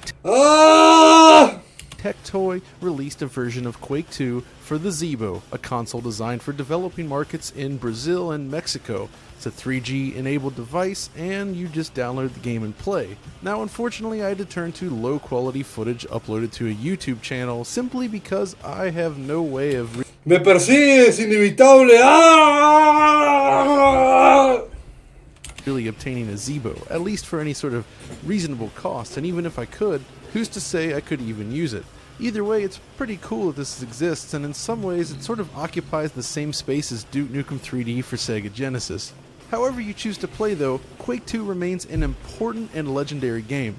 From its technology, which would serve as the foundation for so many other titles, to its multiplayer community, Quake 2 has served as a foundation for so many things we love about gaming today. And you know what? There are still loads of people playing Quake 2. It's been 20 years since the game was released, and it is still as beloved as ever. That's how you know a real classic. And with that, we've reached the end of another episode. And if you couldn't guess by now, codec frequency 140.98 won the vote on the Metal Gear episode. Hence the reason for going with Quake 2. Listo. Lindo video. Precioso. Es un favorito personal siempre. Quería buscar algo. Un segundo, tengo que entrar acá. Poner. Si pongo así, ¿qué onda? Más tarde. What?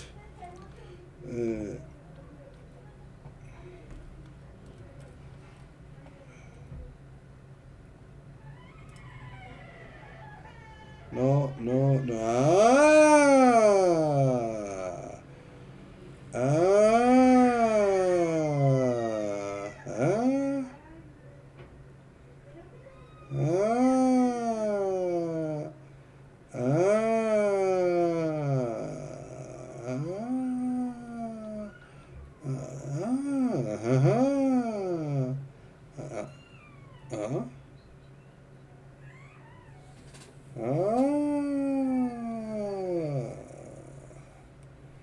Listo. Choto. Es demasiado caro. ¿Y esto?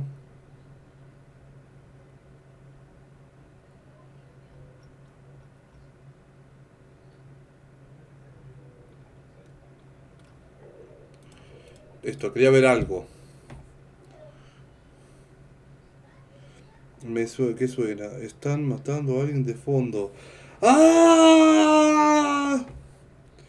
¡Amiga! ¿Esto qué es? No hay videos de Quake en español. Welcome to the machine.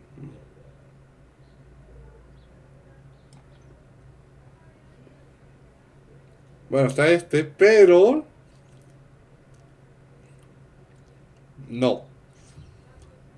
Hola, buenas. Hola, Little Dragon, buenas tardes, Omega. Por el amor de Dios, el Free Reveal. ¡Ah! El futuro del stream. ¡Ah! Omega, si tuvieras mi ley en fuerte de ti ahora mismo, ¿qué le harías? Decirle que deje de mentir. Es lo que pasa cuando un juego es injunable. ¡Qué asco, Lucy! Ahoy tiene uno de Quake, sí. ¿Se acuerda del chabón que les había hablado? Este tipo. Source points. No, tengo que poner.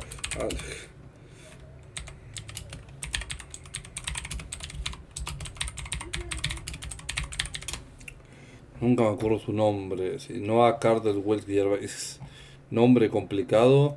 Él hizo un video de Quake. Voy a ver. Solamente para revisar. Para estar seguro. Porque dudo. Examinando los DLCs de Bioshock, Mass Effect, Alien, Depresión, Quest, Anti-Rhetoric of Game Identity, Alien Isolation, Closer Review, Dragon Age, Red Faction, la trilogía de Warcraft, Eleanor, Fear, más DLCs de Alien Isolation, Alpha Protocol, sobre la comedia en los videojuegos, Homeworld, Clunker Corner, reparando su propio auto, Mad Max, spoiler DLCs de Dragon Age Inquisition, Postal, Hatred and Weight of the War Asher Simulator, que asco. En defensa de Doom 3, gran video. Firewatch, Long Dark, Wolfenstein. ¿Hablará de todos los Wolfenstein? No, ¿no? in gaming history, one of the first to really feel like a flowing liquid jet of napalm and not appears upon returning to reality. What's of particular note is how the game uses the events of previous titles, even if mostly as asides or offhand comments. Hermoso, de 2 frames. No lo vi todavía. Me voy a afeitarte, casco. The Curse of Ghostbusters Sequel, Jalopi, hermoso video. Todo de Baldur's Gate, No Man's Sky, una crítica de los dos Homefront, Dishonored, Mafia, Jericho, Homeworld de nuevo, Mass Effect, 2 DLCs de Homefront, Desert Bus, Crisis Identity, a franchise retrospective, la serie de Crisis, no aparecer a otro half. Planet Torment versus Torment Types of Numeria. Revisit Dying Light, Softlock, Far Cry, todos los Far Cry, ¿no? Como un enfermo que es. Este no lo vi, debería verlo. La trilogía de Mad Max, Far Cry 5 DLCs, Dead Space, Trio Close, Paul Critique, Fallout 1, Monster Smash, Horizon Zero Dawn vs Days Gone. ¿Por qué hacía eso? Trying to Untangle Dead Stranding, 1 hora y media de coso. No. Doom, The Last of Us, Ghost Recon Wildlands, que toque no. Esto es muy viejo. No, listo. Y se quedó con los. Listo. ¡Esperen! Acá está. Replaying Quake for the History. Sabía. Ahí. 2 horas y media. Sí. Nice. Belleza.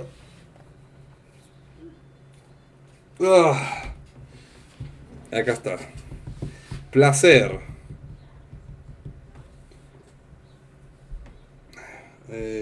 Sí, sabía que había hecho esto. Un video sobre Quake.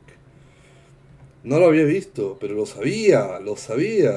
Y uno encima nuevo.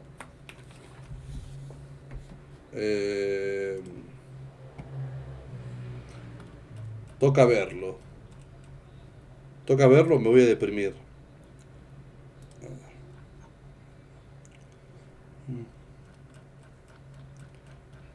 Soy un cagón. Estoy viendo una cosa. Ya está. A ver.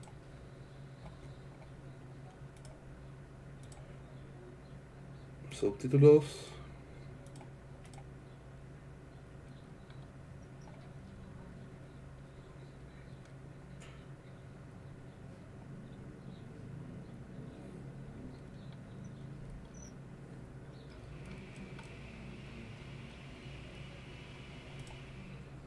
A ver.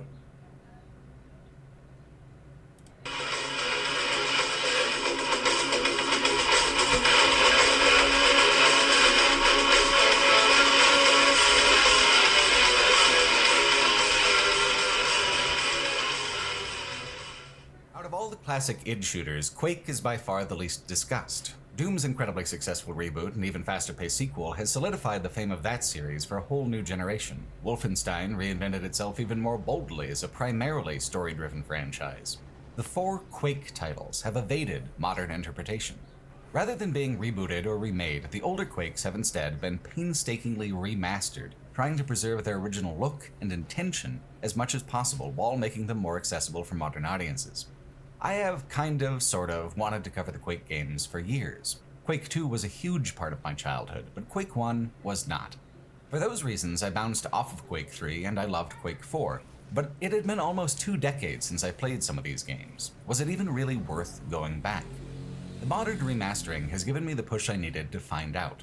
They're not exactly the same games, but they are improved in subtle and clever ways that don't conflict at all with what I enjoyed about them in the first place so many years ago.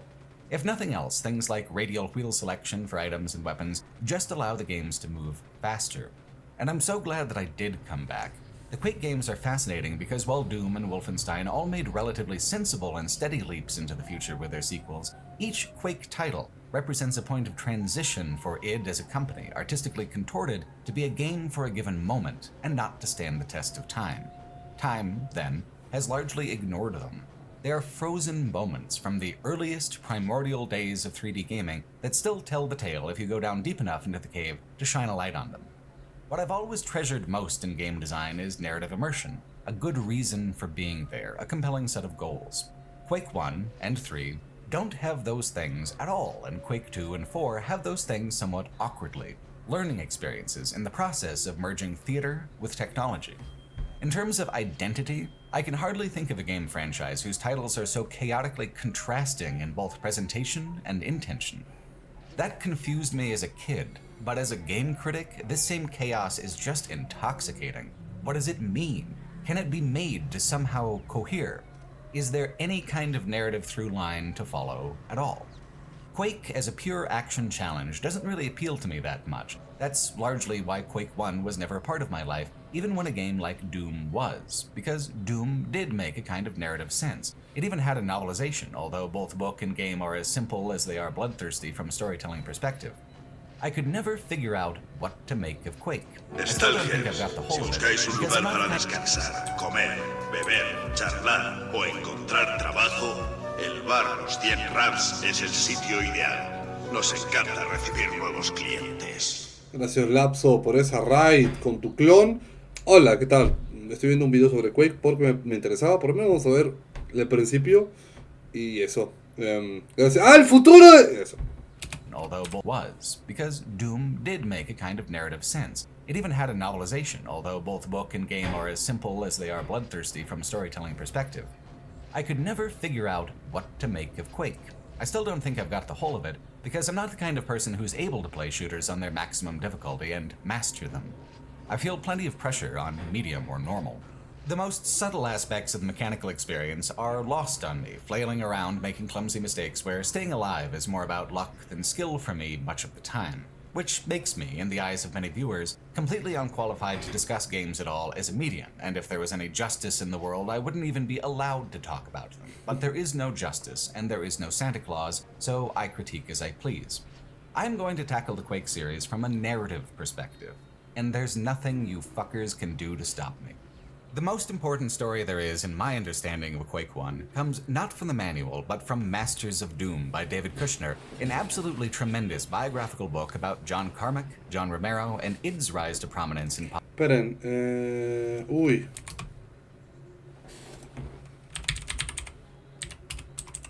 No, eso estaría bien, eso sí. Ahí, ese libro sí me quiero dar el gusto de comprarme. Masters of Doom. Master of Doom. Qué caro. Supongo maestros de Doom. Del Doom. Ay, por favor.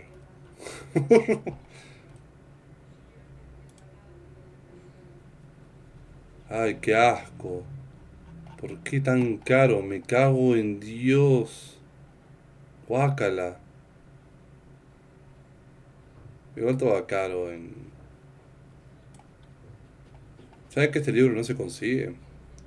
En Amazon estaba. En inglés. No, pero... A ver.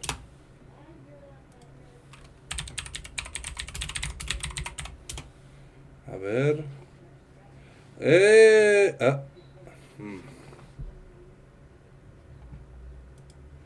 $22. ¿Ustedes piensan que $22 es mucho por un libro tan importante?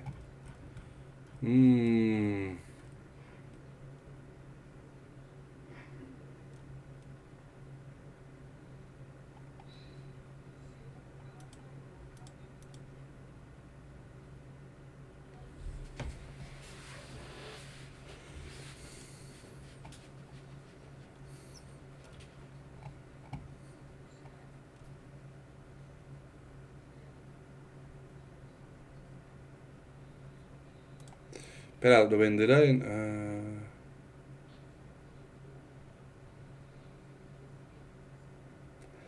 416 páginas, tan largo va a ser el libro. ¿Lo puedo comprar a cuotas? Pasta blanda.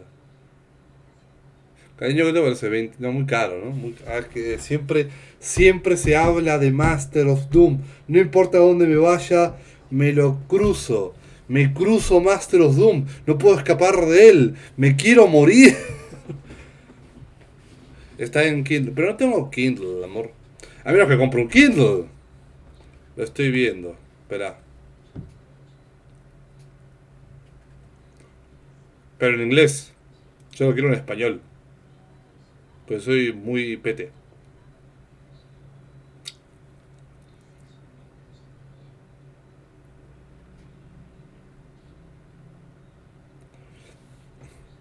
Pero a veces que ya está full. Pague.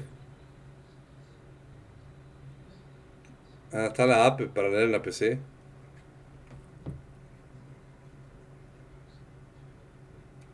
No. A ver. ¿Cómo me arde la cola? Está bien, amor. Está bien. Igual, lo bueno de estar en México es que si realmente lo quiero.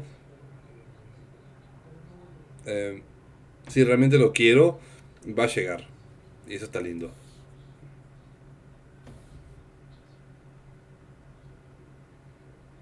Bueno. Probably tremendous biographical book about John Carmack, John Romero, and id's rise to prominence in pop culture as a game development eBay, ni idea. Ni idea si siquiera llega. Lo dudo. Studio. Published all the way back in 2003, the book is still one of the most vivid and readable deep dives into the personalities and processes of game development ever written. Me arde la cola. No lo digas. Quake features within the book as the middle turn of the dramatic structure, the last game that the two Johns worked on together, the game that heralded the end of classic id as both a company and a concept. The book frames the game's inception like this, quote, "The development of every id game began with Carmack telling the other guys what his next graphic engine would be capable of. When Carmack first described his vision of the Quake technology, Romero nearly combusted. They'd all talked about doing Quake, after all, for years. The idea came straight out of their old Dungeons & Dragons games. Quake was the character Carmack had invented, who possessed a powerful hammer capable of destroying buildings, as well as a supernatural conjuring object, the Hellgate Cube, floating above his head. Id had first worked on a... Sí, claro que llegan las cosas a eBay, pero es un montón del costo de envío si compras algo no tan caro como... conjuring object, the Hellgate Cube, floating above his head. Id had first worked on a Quake game back in the early Commander Keen days, but gave up because they felt the technology was not powerful enough yet. Now, Carmack said, the time had come. End quote. So for a year, Romero and the rest of the team besides Carmack worked on art and level design for a fantasy game based off of elements and fragments of their old long-ended D&D session, while Carmack worked fiendishly like a real-world wizard on a technology for 3D rendering that was more advanced than anything else yet programmed, globally. Quake's 3D engine was world-changing technology, and yet to be a game, and not just a technology, this engine would need to be married to some sort of artistic intention. The team felt Romero's time-spanning, fantasy-influenced, crushingly ambitious ideas were a poor fit, a time sink. Romero would later take many of his design goals for Quake 1 and update them into his new vision for a game called Daikatana. But that, as they say, is a story for another time. Before that split, while the two Johns were still working together on Quake, there was a fateful office meeting where the idea was floated that they should abandon the Dungeons & Dragons fantasy aspects. Level designer American McGee said, quote, "I think it'll be better if we make a game with rocket launchers and stuff like that," end quote. To which another level designer named Sandy Peterson replied, quote, "Yeah, let's do Doom 3, and then the next game we'll do something innovative," end quote. The choice was made. Qué asco. Sí, hola, mira, volví. Hola, Alcachofaman. The time has come. Space Marines again. But the majority of work had already been done using the fantasy style. So, id just merged and blended the two styles, winging it, with one level designer per world for each of the 4 primary chapters of Quake 1, for the most part. Romero and Carmack's working relationship deteriorated considerably in the weeks following the choice to abandon Romero's designs. Towards the end, it was decided that Romero's levels wouldn't even be used for World 1, the shareware distribution version of the game. Newcomer Tim Willits got that honor instead. Carmack told Romero flatly, quote, "Tim's levels are more cohesive," end quote. This story is the key to making any sense of the game at all. Esperen, igual. Está todo bien con Romero, pero no, yo soy el super diseñador, ¿verdad? Dai Katana, pene. Todo bien, ¿eh? This story is the key to making any sense of the game at all. It is a fantasy game deliberately and apathetically subsumed by a science fiction shooter. It is 4 worlds of levels made by level designers who are intensely competitive with each other, working crunch hours in unpleasant conditions. Quake 1 has neither narrative nor artistic cohesion because it is the result of artists working at odds with each other instead of in parallel. Contentious, jagged, idiosyncratic, Quake 1 is such a strange and raw thing that it would be essentially unmarketable in a modern context. When the full version came out on July 22nd, 1996, it escaped these judgments. Me gusta eso, Quake 1 es crudo, es un buen término. When the full version came out on July 22nd, 1996, it escaped these judgments because there was no context. Nothing quite like Quake had ever existed before, and nothing would ever quite be the same again either now that gaming had truly crossed the threshold into 3 full dimensions.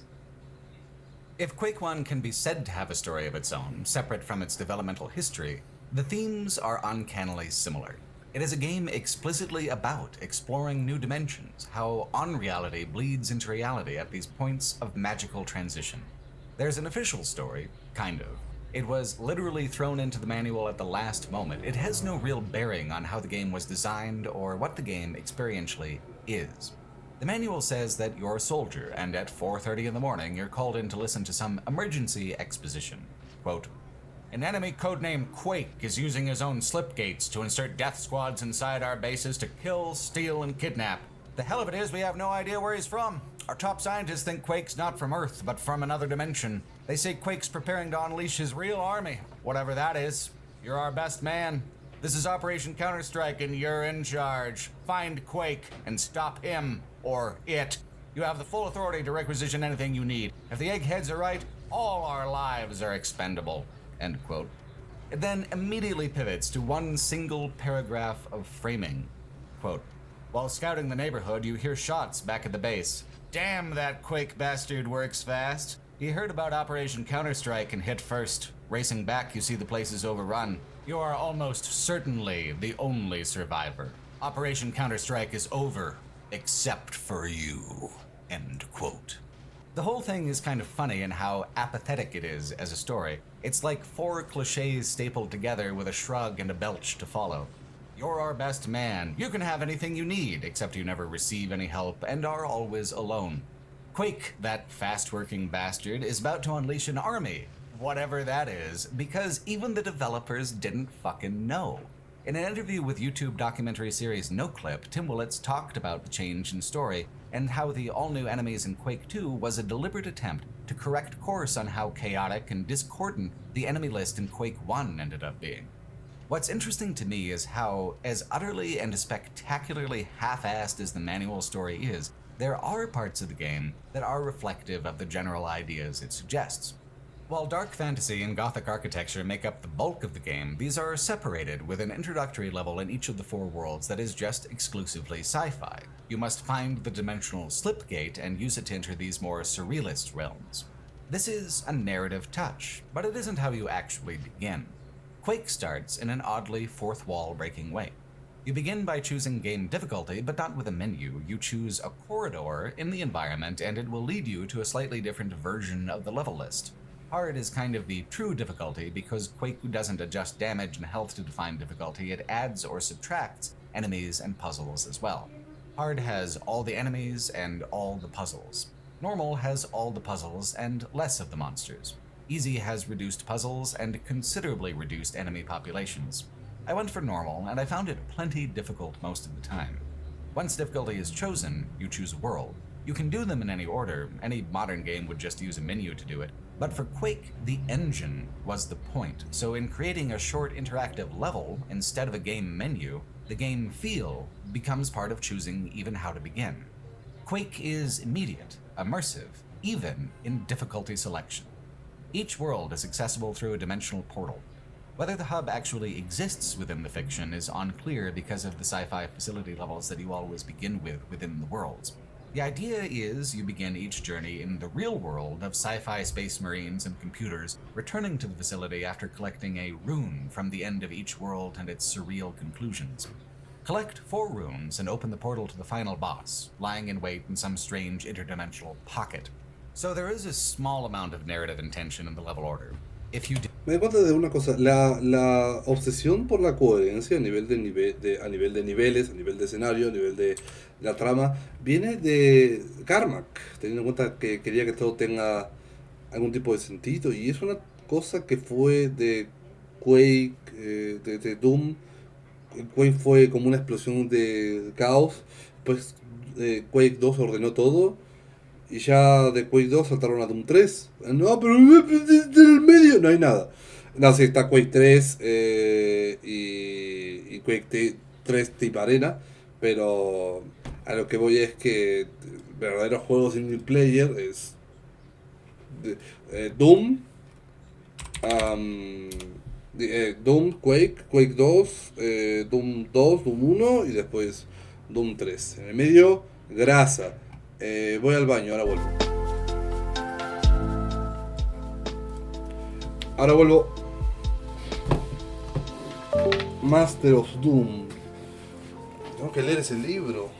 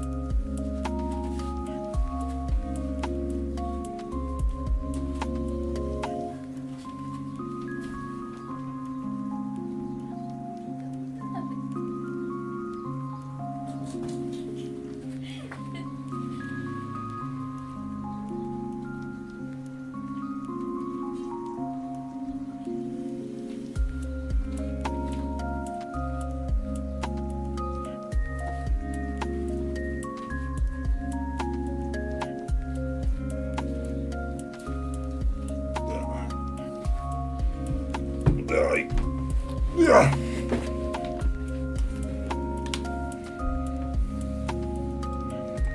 volví. Hola. Dimensional pocket, collecting a rune from the end of each world and its surreal conclusions. Collect 4 runes and open the portal to the final boss, lying in wait in some strange interdimensional pocket. So there is a small amount of narrative intention in the level order, if you dig, and if you squint really hard. Each of the 4 worlds from each of the 4 level designers is completely different beyond this facility level anchor at the opening of each chapter, and even then, each facility level has a very different feel to it. The strongest sense of narrative and the most tonally consistent levels are absolutely John Romero's dark fantasy-focused ones in World 2. They're clever and often sadistically playful. There's a lot of ways to do storytelling. Traditional plot and narrative framing are just one method. Quake's levels, with such a strong sense of developer personality behind each world and chapter, do storytelling in a purely mechanical way. They establish expectations and then playfully undermine them. They create separate rhythms of progression with how and when they allow a player access to the full arsenal. Each world values the possibility of the 3D engine differently. Puzzle first or thematic level design, tricky and punishing or fair and challenging enemy placement, moody or utilitarian use of the art design. Each Contexto, ¿esto es el Minecraft? What the fuck? Sí, no, no dice Minecraft. No, estoy viendo un video.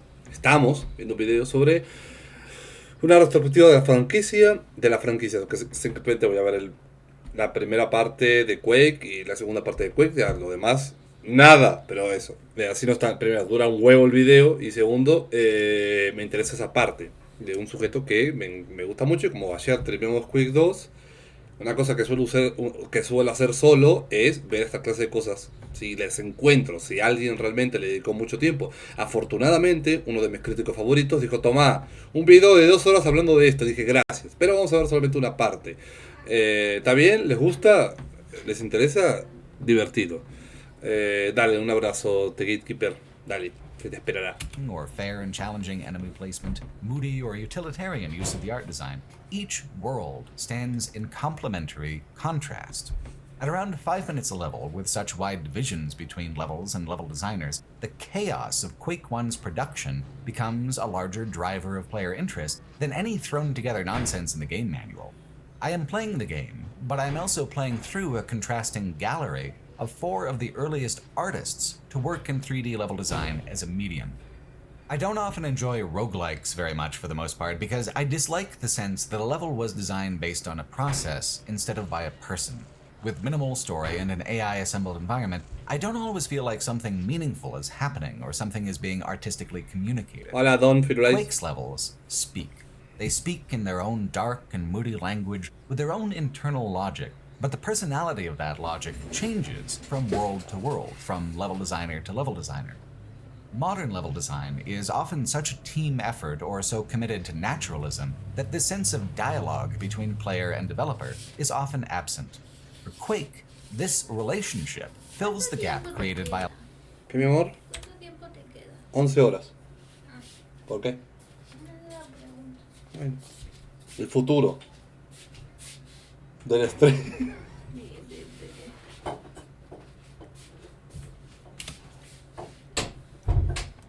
A lack of story and other tangible handholds on the game world. With no plot, created by a lack of story and other tangible handholds on the game world. With no plot, no dialogue, no meaningful frame of any kind, the game still elicits strong emotional response from me. I laugh, I startle, I'm intrigued, I'm anxious, I'm aggressive. It draws these things out of me through the dialogue between game and player. Game critic Chris Franklin, whose long-running Children of Doom series is well worth watching, observed that Quake is primarily a mood piece above all. It's emotional from top to bottom, as Franklin points out, but it's tied to very teenage emotions of deep angst. Esperen. Si él recomienda algo, yo escucho. Children of Doom. El video que yo quería ver, ¿no? Ah.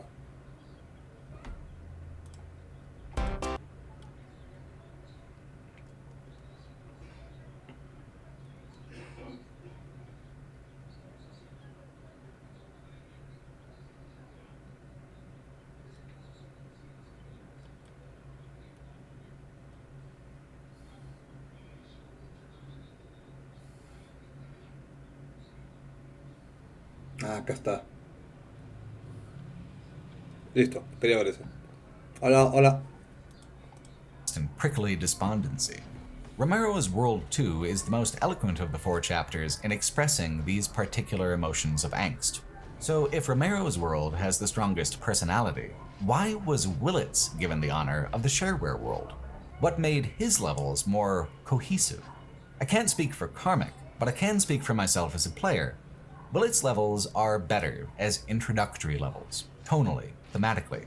World 1 is perhaps less cohesive than Worlds 2 and 3, but it is simpler, more straightforward. World 1 teaches a player how to use weapons through encounter design and the order in which these weapons are introduced, and the enemy difficulty scales up more gradually throughout the level progression. Willits seems to have taken seriously the idea that a new player might be confused by the new 3D design and ought to be eased into it gradually. Romero just chucks you right off the deep end.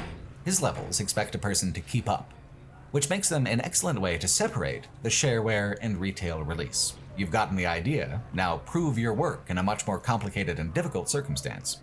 As frustrating as it may have been to Romero to be moved down the marquee in a certain way, it led to stronger and more legible game design in the product as a whole to arrange World 1 and 2 that way. The World 1 Willits levels are very clever on their own and run a wider range of aesthetics and ideas than the other worlds, showing off the possibilities of what's to come. But that's also why they don't cohere. They are a set of experiments exploring the possibilities offered, presenting a sampler platter of ideas and innovations within the 3D space, which is perhaps the best way to start things off if you're going to change the medium at large.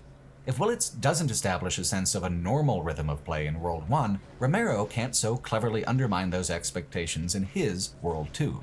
It's not narrative drama, but it is inherently and meaningfully dramatic in a player's exploration of the space given to them. Where World 2 was dark fantasy, a kind of eulogy for the game Quake was originally meant to be before it became just another game with rocket launchers and stuff, American McGee's World 3 levels establish a whole different vibe than anything that came before. They're hyper-gothic levels, taking every kind of black candle, black metal, modern gothic affectation there is, and smashing them together into the metal and marble that make up World 3's trap-filled labyrinths. World 3 is the shortest of the chapters, but it makes up for this in pure deviousness. McGee... Cariño, en una parte del sujeto hace tiempo no para de rebotar en mi cabeza que un juego como Quake es imposible actualmente. Porque está tan desordenado, no tiene ni siquiera una trama y es tan aleatorio que es imposible de hacerle marketing. Creo, estás omitiendo el revival de los boomer shooters. Sí, pero los boomer shooters tienen que tener una cohesión. Lo que pasa con Quake es que apareció en un momento donde no había una dirección precisa. Los shooters rítmicos también tuvieron su momento y no tenían una historia per se. No hablo, o sea, directamente ya cohesión en el escenario. O sea, una línea de cómo hacer el juego. Como era el primero, y si me equivoco, sí, Quake fue el primer videojuego en 3D. Simplemente habían enloquecido y es como, uy, ¿cómo hacemos esto? En 3D, ¡oh, 3D! Y me resulta muy curioso como Quake está hecho a pedazos. Son todos pedazos pegados de los que les parecía copado a los diseñadores. Quake 2 no, pero Quake 1 es extremadamente experimental, más si te pones en contexto de su época y al ser pionero. Cuando sos pionero puedes hacer lo que quieras, pero eso también te puede llevar a errores. Pero bueno, eso. Ahora lo que pasa con los boomer shooters es que lo de antes. Quake tuvo que caminar para que los otros puedan correr.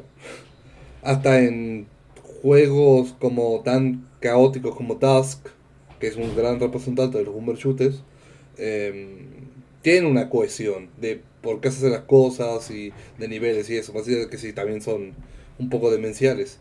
Quake era como, no sé, yo voy a diseñar esto como quiera, y el otro diseñador, bueno, yo voy a hacerlo de esta forma, te jodés, y permitieron que pase, porque no había una regla de cómo hacerlo, y está bien, por eso me parece muy copado. Quizás como el inicio de Monster Hunter querían probar algo nuevo y unir un montón de cosas cool para la época. Es como, a ver si pega, Sí, sí. Pero es que lo que pasa con Quake es que las tuvieron que inventar, no es simplemente voy a unirlo, no, o sea, sí, la inspiración directa era Doom. Y también porque Quake era una mutación. Era el juego de Romero, después le injertaron misiles y ya. Hola, Calvo. Every kind of black candle, black metal, modern gothic affectation there is, and smashing them together into the metal and marble that make up World 3's trap-filled labyrinths. World 3 is the shortest of the chapters, but it makes up for this in pure deviousness.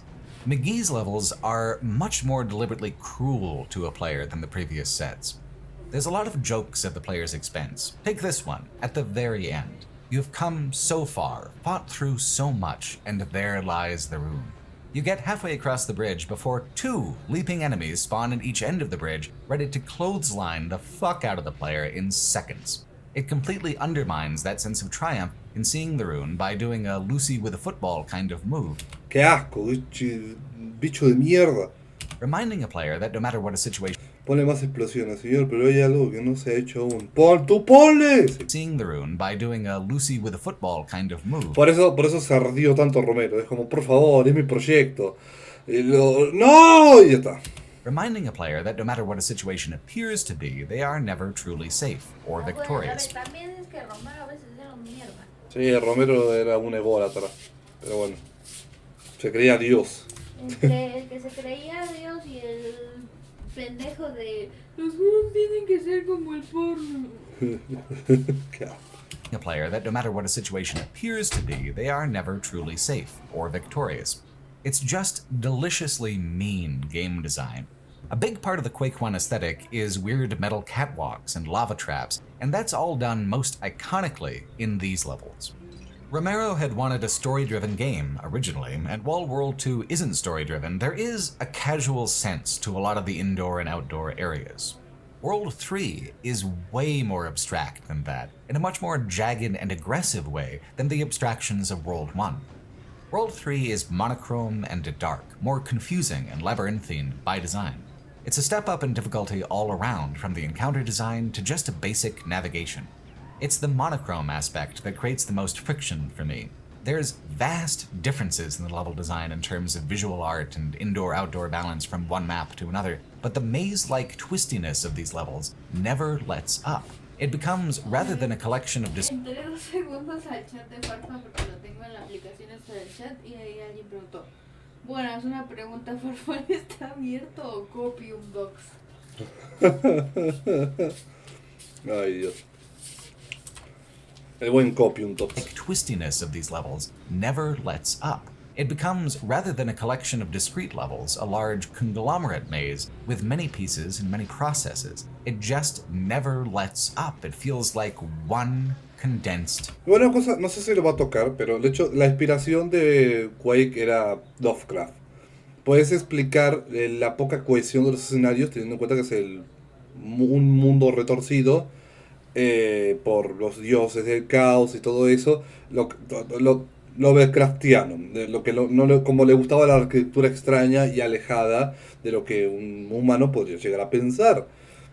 Pero el problema es que está la explicación que le puede dar un crítico, la explicación que puede tener un poco de coherencia también con el final, todo eso, pero después está la verdad del desarrollo y cómo fue hecho y cómo simplemente fueron lugares de diseño uno y otro pegados y ya está. A ver si pega y si no me la pela y ya está. O sea, sí, había una intención, la de John Romero, pero bueno, o sea, ahí de lo que quedó podés ahí sacarle un poco de es por esto, pero fue un juego jodido, que si bien otra vez como crítico y como persona que examina videojuegos puedes darle una lectura, y una lectura que se ha hecho durante mucho tiempo porque es lo que me he topado cuando se habla de Quake. Eso, me gustaría saber si el chabón va a tocar ese aspecto. It just never lets up. It feels like one condensed maze. Which I imagine is a plus for most players who, especially at the time, were more likely to be die-hard studio fans than bright-eyed newcomers. The newer Dooms have largely embraced that sense of relentlessness, but emphasize it with encounter design more than level design. Compared to McGee's World 3, any given Doom Eternal level is an absolute breeze to navigate and find your way through. Modern game design in general, outside of indie revivals who embrace it deliberately, has grown tired of the labyrinth. And I'm sorry to say that I have too. To be permanently lost in a world of black and purple lit by torch lamps for a cumulative hour feels exhausting. What's especially interesting is where American McGee went later in his career as a game developer. Although he was the one to say that they ought to make Quake a shooter at that fateful meeting, he would later creatively chafe against the limitations of its particular aesthetic. When given the opportunity to pursue his own creative visions, American McGee created a dark fantasy version of Alice in Wonderland that was full of all the clever variations in tone and landscape that I was missing from Quake 1. His work with id made him famous to the point that his name was on the box, American McGee's Alice.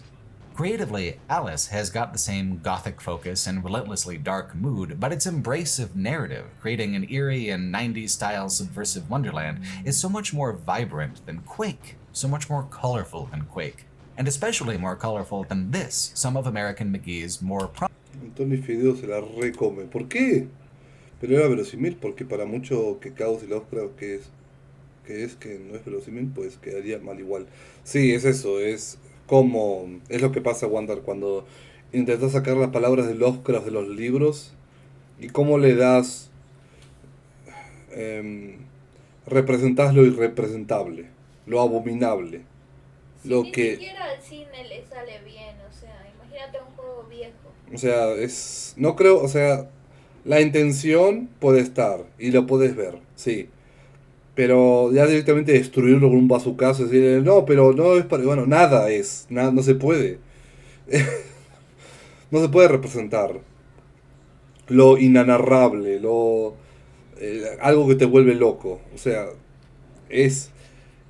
se puede sugerir, pero una vez que ya lo ves, toda la magia se pierde. Es el problema de Lovecraft. ¿Qué onda? Hola, Cas. Colorful than Quake. Of Wonderland is so much more vibrant than Quake, so much more colorful than Quake, and especially more colorful than this, some of American McGee's more prominent early work. It's a cool contrast to see artists evolve in their own directions when given the chance like that. World 3 is sour, spiteful, and so, according to David Kushner's book, were the working conditions World 3 was made under. It's interesting how, once this core team of developers split, they all split in such divergent directions. John Romero went on to found Ion Storm and work on his passion project. American McGee eventually found his way to his passion project as well, releasing not only Alice, but an even more creative and colorful Alice sequel called Madness Returns. Tim Willits continued to work on Quake, and the final level designer, World 4's Sandy Peterson, pursued his passion project by creating the Age of Empires strategy franchise, which I feel makes a kind of sense, because El último diseñador en Quake creó Age of Empires. Cada diseñador brillante trabajaba en ID y se fueron todos a la mierda. Creating the Age of Empires strategy franchise, which I feel makes a kind of sense, because none of the other worlds were balanced with higher order strategy in mind, quite like Sandy Peterson's Elder World. There's not a huge amount of love to be found for the Elder World, and the reason for that is that it just isn't designed much around player experience. All these finicky puzzles and roundabout progression only feel sensical in hindsight. Trying to approach World 4 as an action title, fighting for my life to stay alive against monsters that murder me in just a few moments in attention, I am often stopped dead in my tracks more often than I had been before. Was it this room or that room I've been to? Was there a switch? Did I miss the switch? Did I branch all the hallways at the rotunda? Fuck, man. McGee's labyrinths didn't have wrong ways as often as they had wildly convoluted intentional paths. Peterson's labyrinths aren't nearly as legible. They are the most... ¿Qué amor? ¿Sigue disponible la demo de Harold Hollywood? Sí, la tengo. ¿Te la vas a jugar? Espera, ¿cómo Harold Hollywood? ¿Cuál? Harold Hollywood. A ver, espera. Harold. No, espera, no tengo yo eso. No sé, a ver. ¿Con J? Con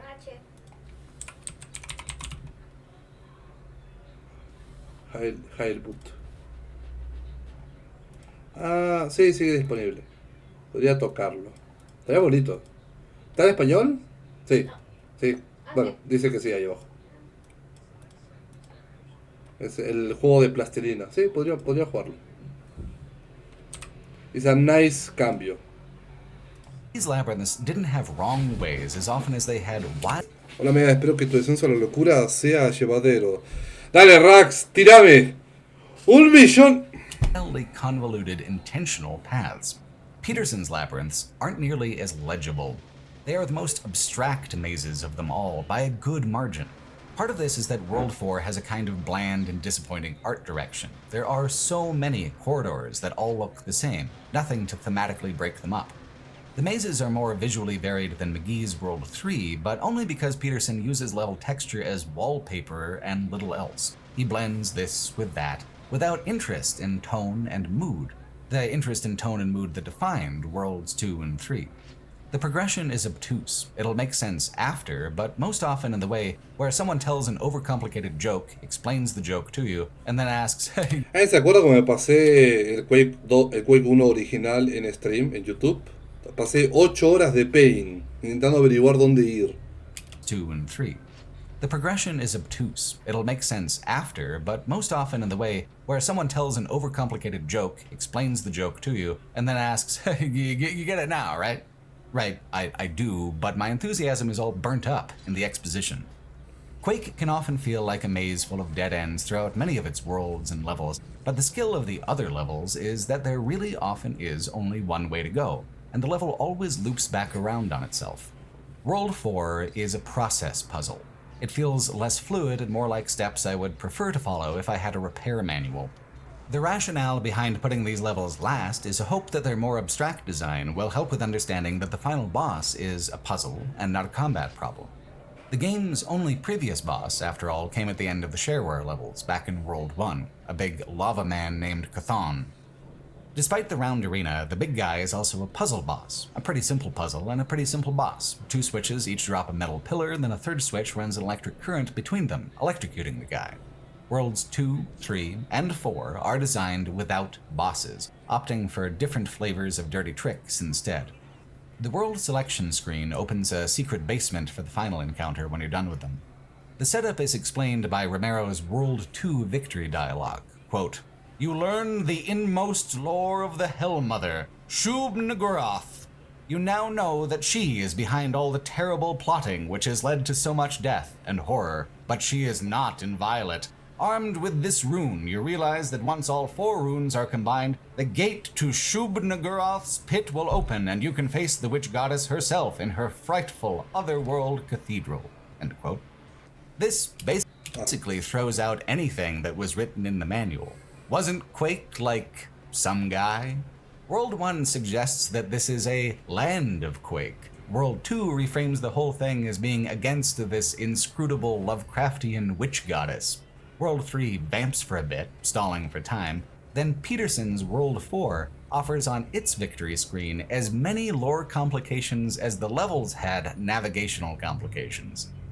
Quote, "Beyond good and evil, beyond life and death, the rune pulsates, heavy with import. Patient and potent, the elder being Shub-Niggurath weaves her dire plans to clear off all life from the earth and bring her own foul offspring to our world. For all the dwellers in these nightmare dimensions are her descendants. Once all runes of magic power are united, the energy behind them will blast open the gateway to Shub-Niggurath, and you can travel there to foil the Hell Mother's plots in person. You sense tremendous invisible forces moving to unseal ancient barriers. Shub-Niggurath had hoped to use the runes herself to clear off the earth, but now instead you will use them to enter her home and confront her as an avatar of avenging Earth life. If you defeat her, you will be remembered forever as the savior of the planet. If she conquers, it will be as if you had never been born." End quote. Time hopping, dimension hopping, Quake 1 is a game that embraces magical thinking as a way to stitch together ideas that simply do not fit in any rational or linear way. So you set out to destroy Quake, then we confidently pivot away from the idea that Quake is anyone or anything in particular besides the title of the game. All this disparate, chaotic, dimension-hopping madness eventually comes down to you and all shubs. What is shubs, exactly? Beyond your imagining, foolish mortal. None can intuit the meaning of its horrifying pale flesh. That's the utilitarian hat trick of claiming Lovecraftian as a legacy. You too can sidestep actually pinning down what you're talking about by emphasizing its abyssal unknowability. What Shubs is weak to is a trick from the game's deathmatch multiplayer. To most, this is the real legacy of Quake 1, and especially its modding scene. It was one of the first, most navigationally free, competitive multiplayer arenas available, designed to be that way from the ground up. The meaning people created within multiplayer felt more tangible and real to many than the moody worlds of its single-player campaign. The way to win can definitely be intuited from the level design itself, but only from familiarity with Quake multiplayer could a person immediately know that taking a portal to an occupied space kills whatever was standing there before you occupied it. At the other end of the lava pool is a device which allows you to portal to wherever a floating thingamajig happens to be.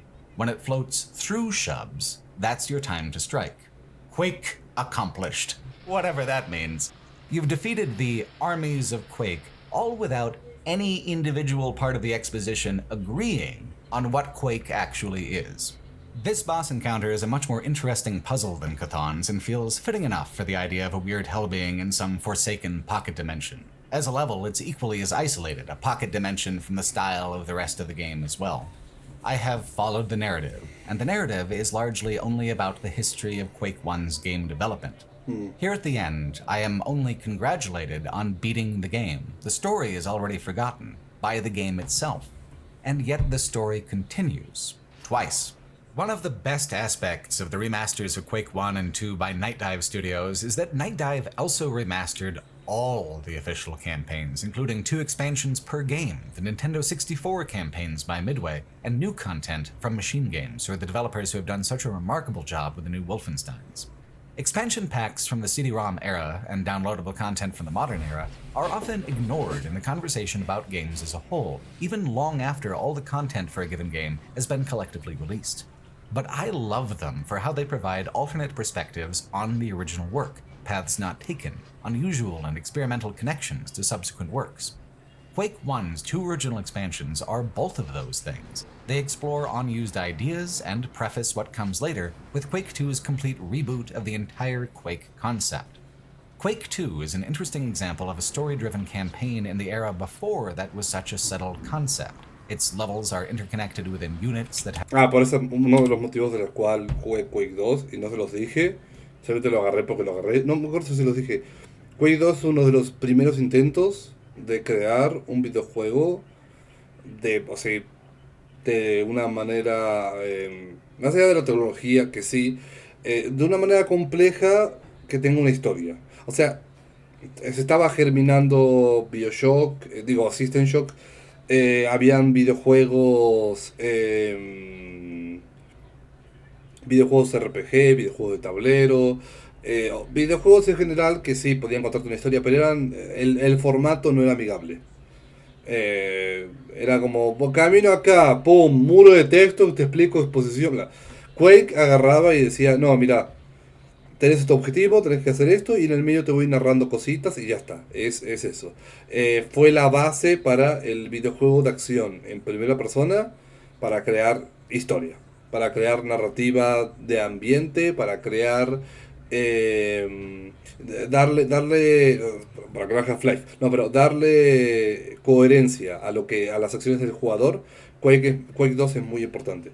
Es un videojuego que usualmente se ignora, además lo está jugando la gente, ¿qué estás jugando? Y eso, es normal, pero bueno, es un videojuego muy viejo. Y le hicieron un remaster, fue todo hermoso, y por eso me gusta que este chabón lo comente, porque es algo que estaba esperando. Esto va a ser de Social Armageddon, de Social Authority, Quake 2, ahí está. Terraconin, Ground Zeroes, listo.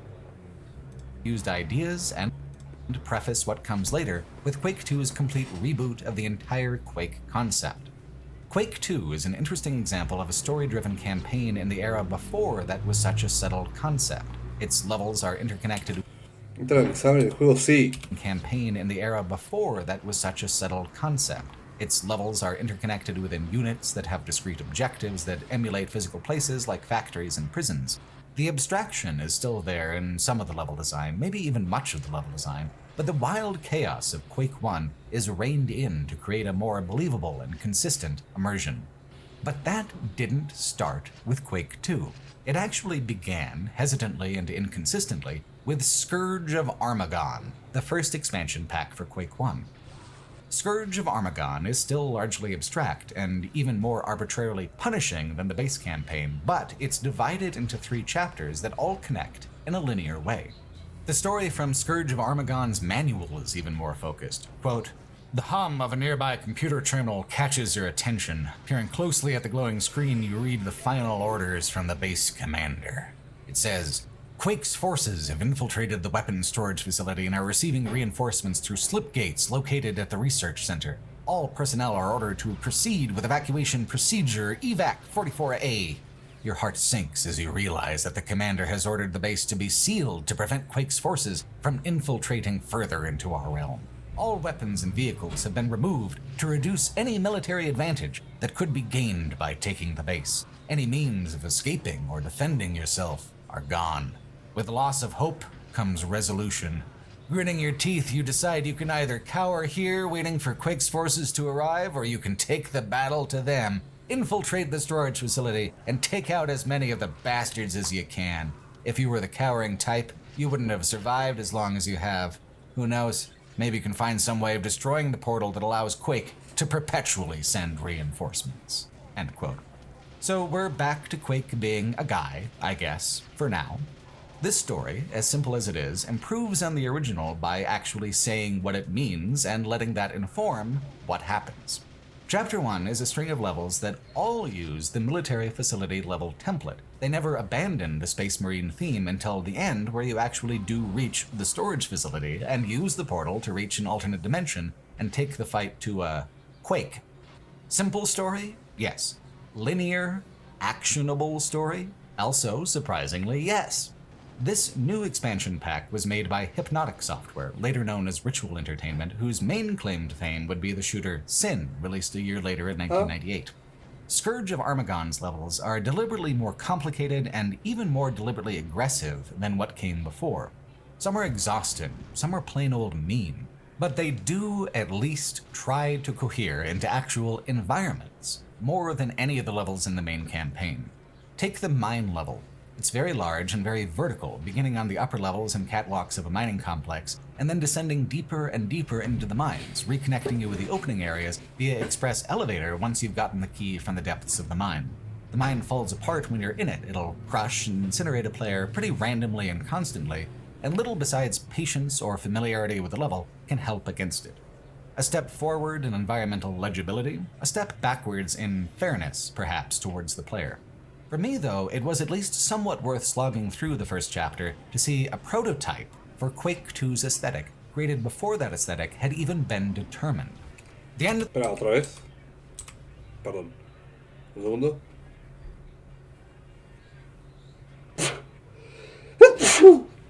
Ah. Uy.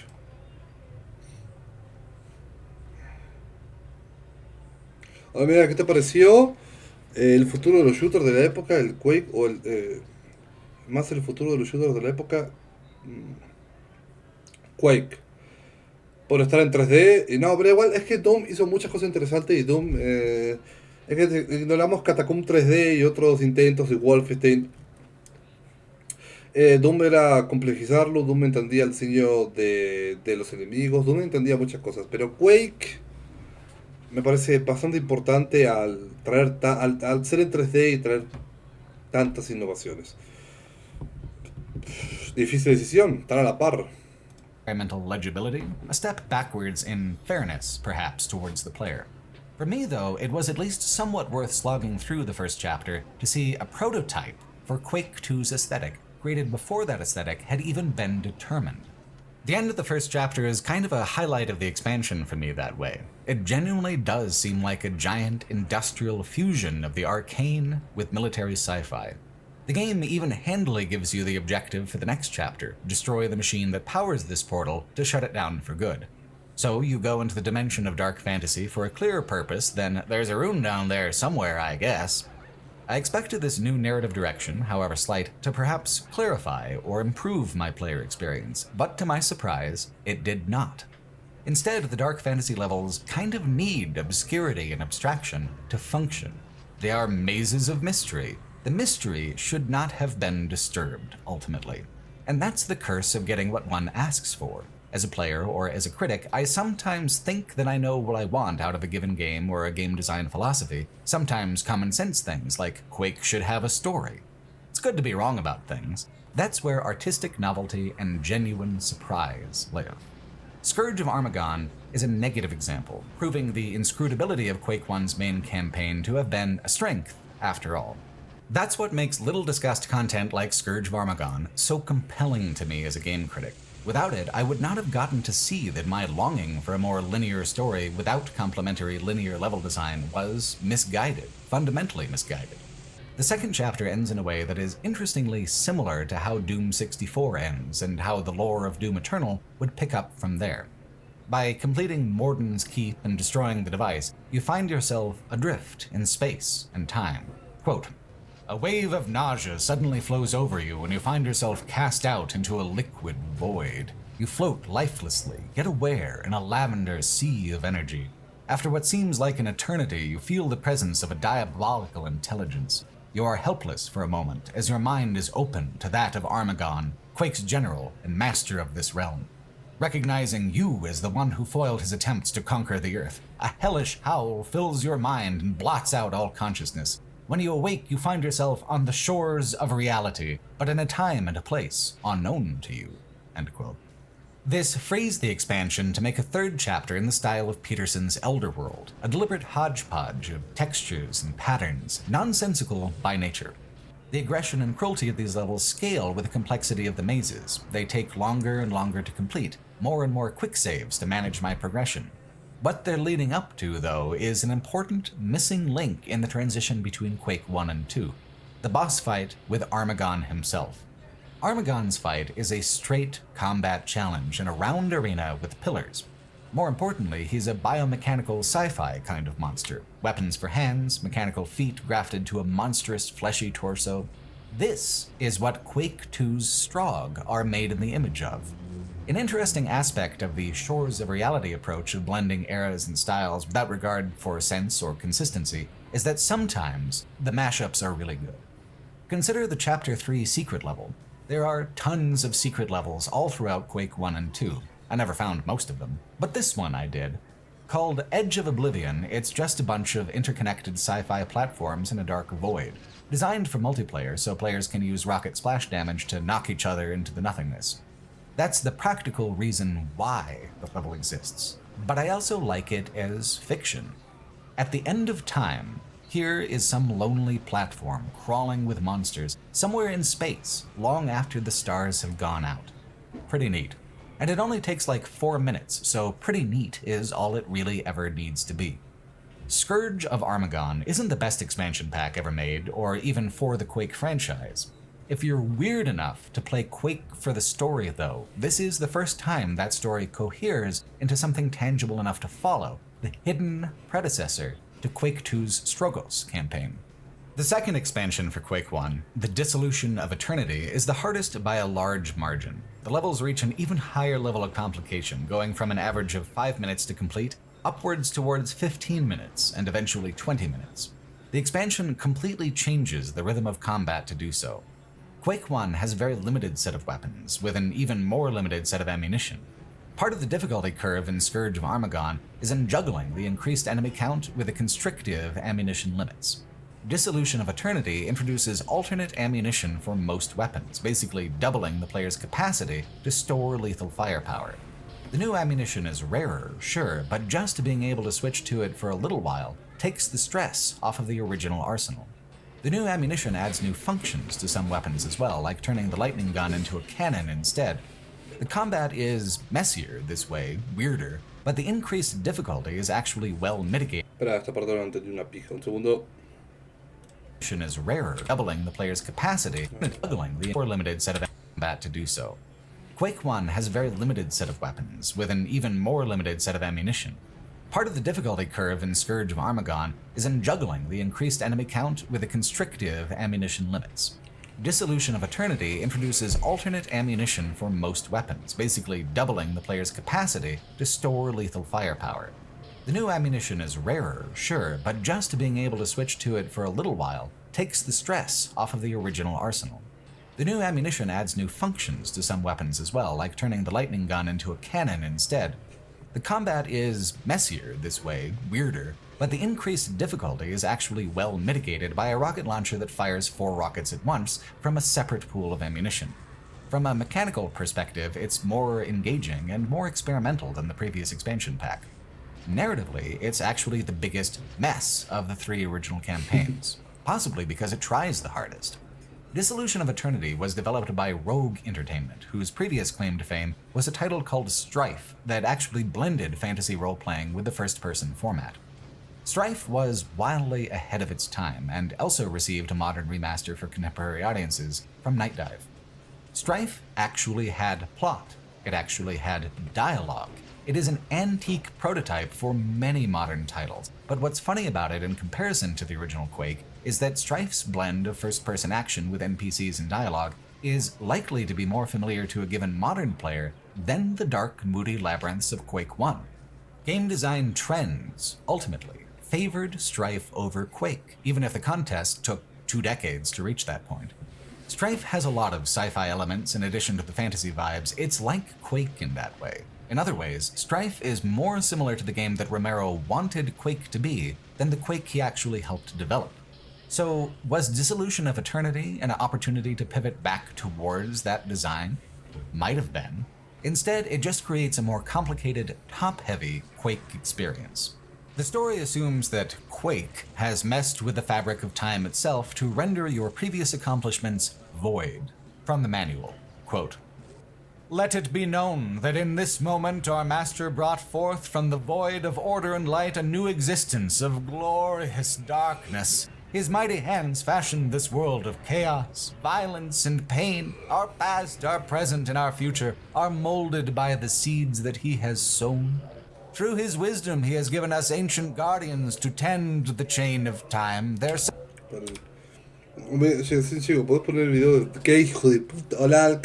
Through his wisdom he has given us ancient guardians to tend the chain of time. Their suffering is our link and lineage throughout all time and forever. In honored service we come before him to pay our age-old debt. We whisper this humble prayer with the knowledge that he will hear our thanks for what he has brought to pass." End quote. And this is cool and all, but what about old Shubs? What was Shubs, and what did destroying Shubs matter? Is Quake a god, a land, or what? Somehow, they have created more lore than ever for the franchise, and none of it clarifies a goddamn thing.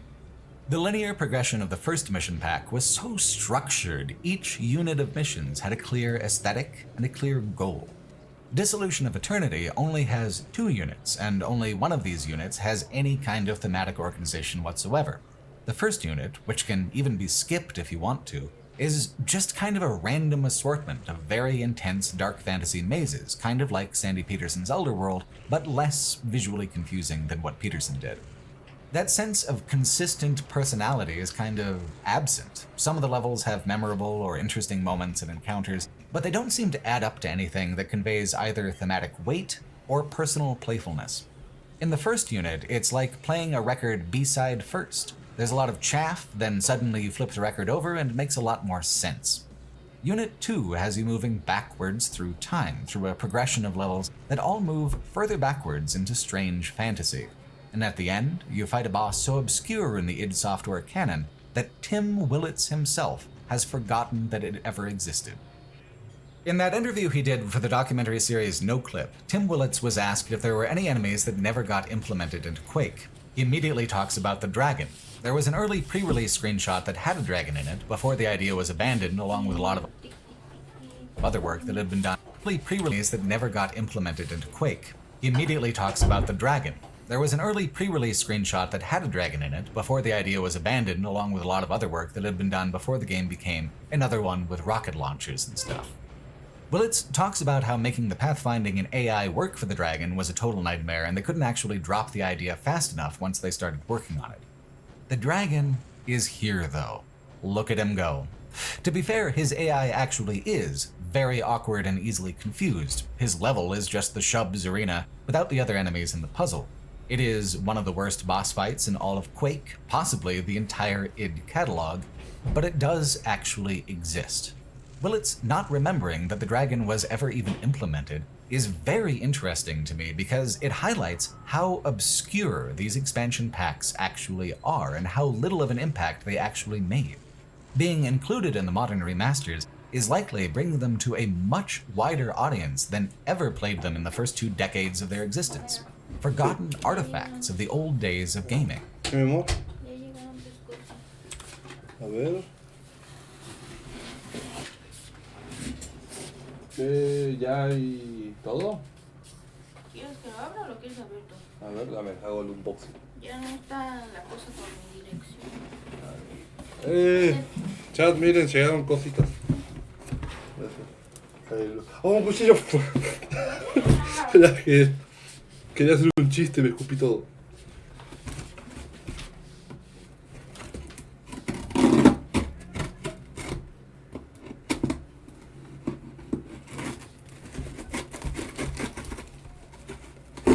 ¿Por qué hay un mercado libre en México? ¿Por qué no? Ahí está.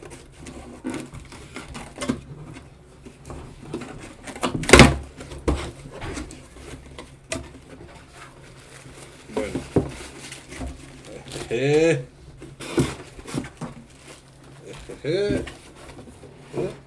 Eso necesito que te lo pruebes, pero apaga la cámara. Bueno, voy a apagar la cámara para probar una cosita. Ahora vuelvo.